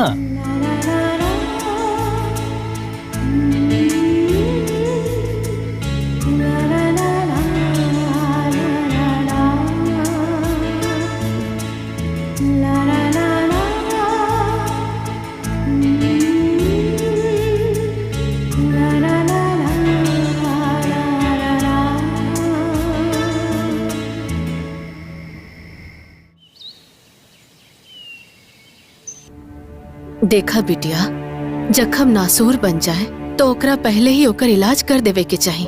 जब दामाद जी घरे में रहेले तो तोहार सास ननद कैसे अपनापन के झूठा नाटक करेले और उनकरा जाते ही तहार जिंदगी नरक से बदतर बना देवेली। हमार बात मान ला और एक बार हिम्मत करके दामाद जी से सब सच्चाई बता दा, तारा के नरक से छुटकारा मिल जाई। ना माई, हमसे ये सब ना हो सकेला। तका जिंदगी भर ऐसने सब झेलत रहबू? छेद वाला नाव से नदी पार ना कैल जाला। ई बेवकूफी मत करा, हमार बात मान ला। दीपक से सब सच बता दा। अरे हम तो हर माई हैं, तो के इतना तकलीफ में ना देख सकतानी। माई, हमसे सब ना हो पाई, हम ना कर सकेनी ऐसन। काहे कि उनकर बहुत विश्वास बा अपना माई पे, अपना बहन पे, और हम अपन पति के विश्वास टूटत ना देख सकेनी। हमसे सब ना हो पाई माई। पूजा, अच्छा हाँ हम निकला था जी। अपन ध्यान रखिए। अच्छा सुमा, हम फिर से अगला शनिवार के आवत नहीं, तब तक रोज जाए मत है। चलते नहीं, प्रणाम। खुश रह।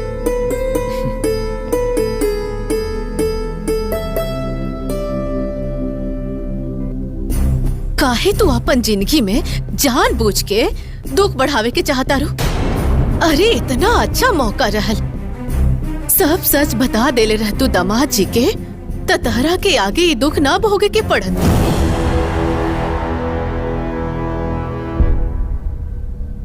ना माई, कैसे करी हम ये सब बताई? परिवार के प्रति उनका जो विश्वास बा वो सब खत्म हो जाए और हम अपन खुशी खातिर, अपन स्वार्थ खातिर ये हंसत खेलत परिवार के गला ना घोट सकेनी। हमसे सब ना हो पाई माई। तू बहुते सीधा बाड़ू, बहुते सीधा। ए भिकारन, हमरे घर की रोटी तोड़ के हमरे घर में आग लगावत रे हैं? एहसान फरामोश हट। माई, ई तोर बाप के जागीर नहीं थे जे एक हफ्ता से जब बैठ के हमरा घर में रोटी तोड़त। हाँ रे माई, सच में ये एक नंबर के भिखारन हिया। और ये ना मुफ्त के दाना पर फिसल गई बिया। एकरा के ना धक्का मार के बाहर निकाले के पड़ी। हाँ, और एक बात कान खोल कर सुन ले, बाकी तोरे खातिर तो बहुत बढ़िया बात बा। तोर कलेजा के ठंडक पहुंची। हमरा के दहेज के 1 रुपया भी ना चाहिए, बाकी हमार एगो शर्त बा। आपन ही मनुष्य शक्ल दोबारा हमरे चौखट पे मत ले। दोबारा तोरी मनुष्य शक्ल हम देखे के ना चाहिए। ले चल माई, निकल। माई, चल चल निकल बाहर।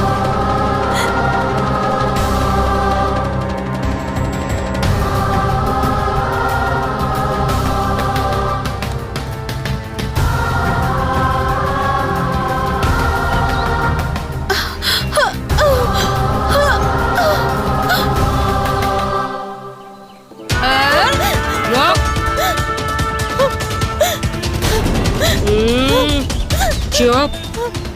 हमार माई के छोड़ दी, हम के जाए दी बाहर। निकालिए से।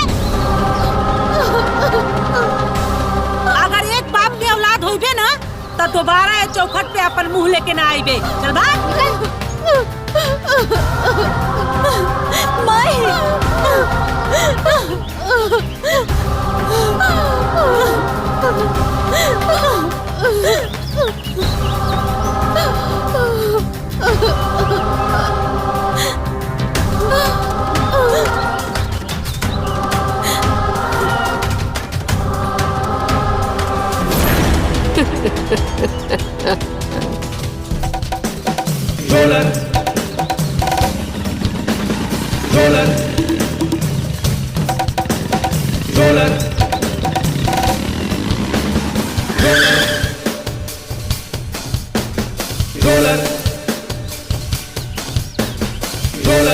का भइल जौन हमरा के इतना जल्दी बुलौले बाड़ू? हाँ, और बहना इतना चिंता में काहे बाड़ू? का बताई भाई, वो मनहूस हमरे गले में कांटा बनकर फसल बिया। वो कांटा के हमरा के बाहर निकाले के बा। बस ओकरा के बाहर निकलवावला से तोहरे सर पर से चिंता हट जाई। ये खातिर तो तोरा के बुलेले बनी ना बहना, समस्या के जड़ से खत्म करे के बा। कैसे? हम बानी ना, ओकरा के ना तू मुआ था। हाँ? काहे की वो एजा से भागी ना तो दीपक के साथे फिर एजा आ जाई। यही से ओकरा के मुआ था। सारा बवाल है खत्म। कैसे? अरे हम बानी ना, हम बानी ना मामा। कहा कि अगर वो मर जाइत तब न दीपक का शादी का दूसर मौका बनी। ओकरा के एजा से भगौला के जरूरत नहीं खे। मुआवला के बाद दीपक के दूसर बियाह करे के मौका खुल जाई। और हम ऐसा लोग के जाना तानी जे दहेज में 50 लाख रुपया देवे के तैयार बा। 50 लाख। 50 लाख? 50 लाख?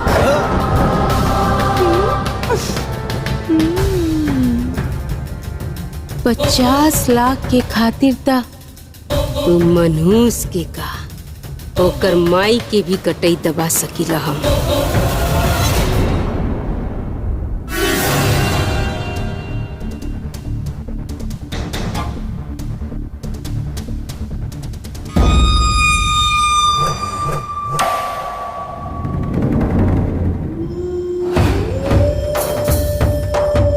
बहुरिया,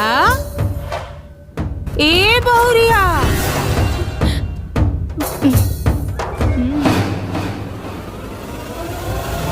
अरे अरे सुता सुता सुता सुता सुता। देखा ना बहू, आज ले तो हम तोहरा कोनो मर्जी ना चले देनी, बाकी आज तहर मर्जी चली। तो बतावा तहर का इच्छा बा? घासलेट डाल के जल के मरबू कि फांसी लगा के, या फिर हमने के तोहर मदद कर देता नहीं, तकिया से तोहर मुंह दबा के तोरा के मार देता नहीं। हाँ बोला कैसे मरबू? हम का गलती कइले बानी माई? हाँ रोआ सब हमके काहे मारे की कोशिश करता नहीं? गलती तो तोहर रहे, तो औकात ना रहे हमरे घर के बहू बने के, बाकी तू बहू बन के आ गई लो।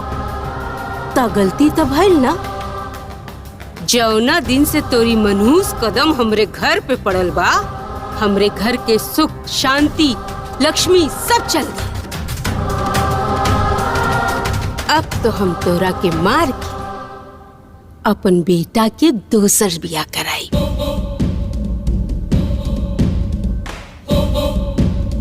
तबे न तोरे जैसा ना लक्ष्मी जाई और लक्ष्मी आई। तोरा के तो मरे के पड़ी। हाँ माई, जल्दी से के मार, काम खत्म कर। ना, हम यहाँ से चल जाए।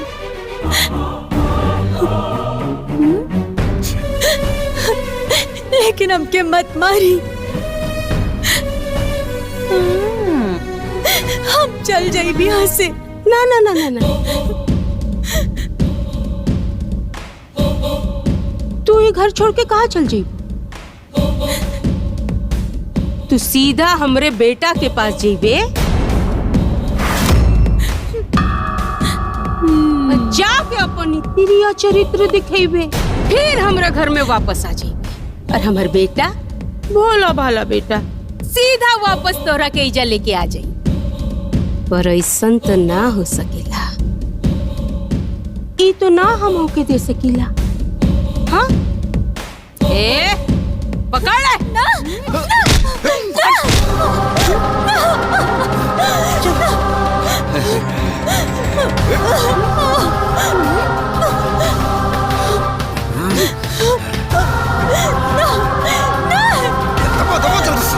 जल्दी कर।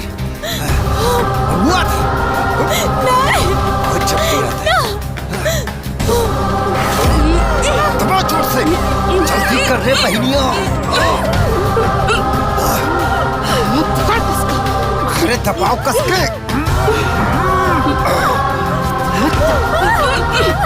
पकड़ कस के। थोड़ा जोर लगाओ दिया रे तो। माई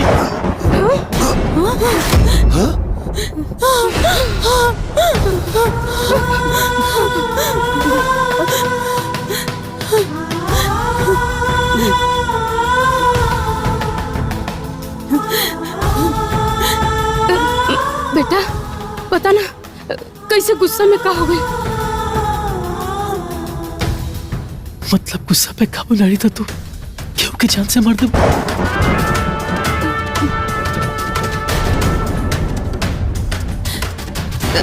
अरे ना बेटा, तू जिसन सोचा तेरा ऐसा कुछ नहीं के। वो तो हम चुप, एकदम एक शब्द मत बोलो तू।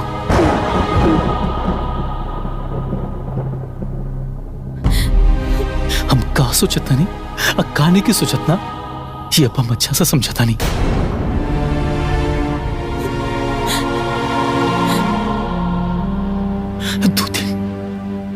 दो दिन से हमार मन घबराता लगा। यही सब टाइम से पहले ही नहीं।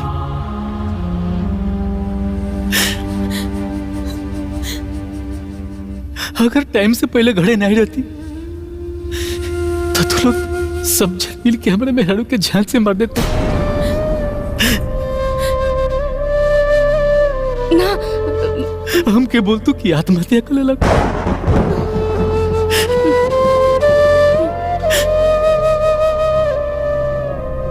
शहर में 16 घंटा शहर में अकेला काम करके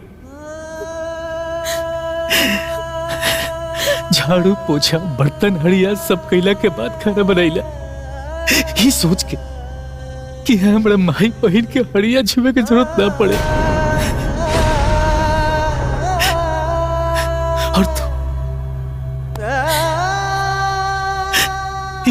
ये सब हमरा बेरारू के साथ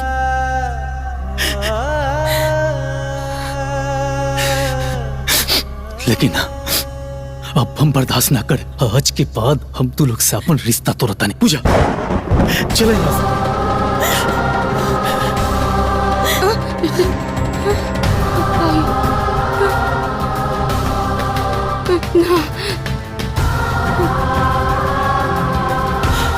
अब 1 मिनट ही घर में ना रहा। तू यहाँ से चलो ना। पूजा रवाई का करा तानी जी?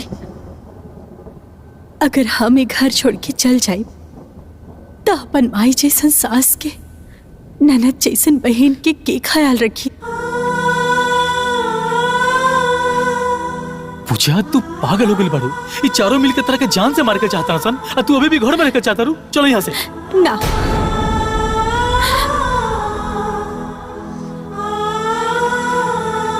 हम ही घर छोड़ के कबो ना जाए। ये हमार ससुराल है और हमें घर के पतो। हमार जीवन और मरण यही जी बाजी। और रहल बात माई के, तो माई जैसन सास अगर हमके मारी भी तो हमरा खातिर आशीर्वाद हुई। बहन जैसन ननद अगर हमके डांटी भी तो वो हमरा खातिर उनकर प्यार हुई।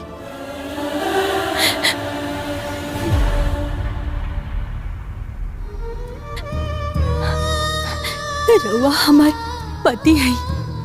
राउर हर कदम पे, हर मोड़ पर हम साथ दे हम। लेकिन ये फैसला हमके मंजूर नहीं खेजी। ये घर से अब हमारे अर्थी काहे ना उठे। हम ये घर छोड़ के कबो ना जाए। पूजा हमारी बात मानो, तू चला यहाँ से। ये लोग सही नहीं खे। चलो ना, हम ना जाए।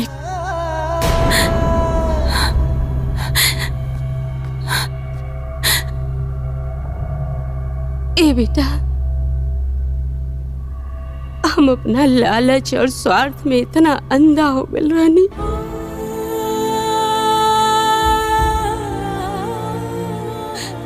कि हमके सही गलत के फर्क ही नहीं के पता चला।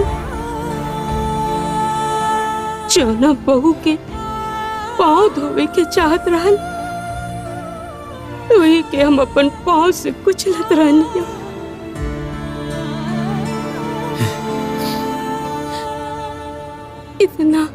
इतना अत्याचार करनी, बाकी तू कब्बो शिकायत ना कैलू।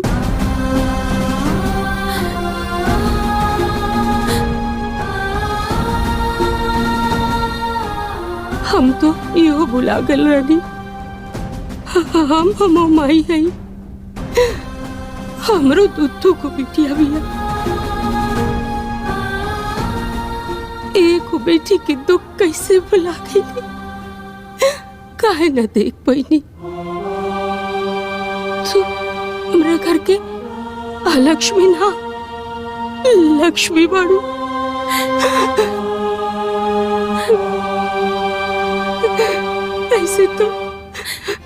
ऐसे तो हमार गलती माफी के लायक नहीं के।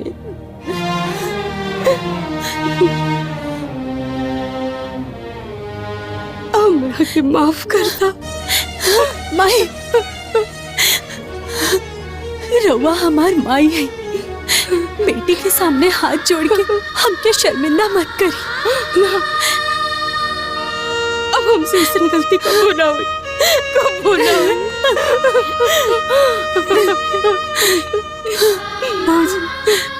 हमरा के माफ कर दो। हमने से बहुत बड़ा अपराध हो गई बा। ऐसा गलती दोबारा कब ना हुई। भौजी, हमने काले अपने ससुराल चल जाए, तोरे जैसन बन के दिखाए। भौजी हमके माफ कर दो। हाँ भाभी, सॉरी। हमरे पास माफी मांगे खातिर कोनो शब्द नहीं के, लेकिन हम दिल से माफी मांगत आनी। हमरा के माफ कर दी। और हाँ, हम रउआ से वादा करत आनी, हम आपकी छोट बहन बन के हमेशा आपके साथे रहब।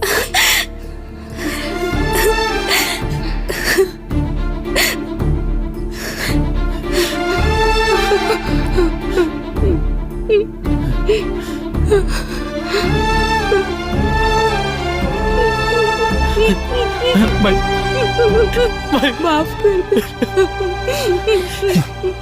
ऐसे मत बोल भाई, ऐसे मत बोल, ऐसे मत बोल भाई।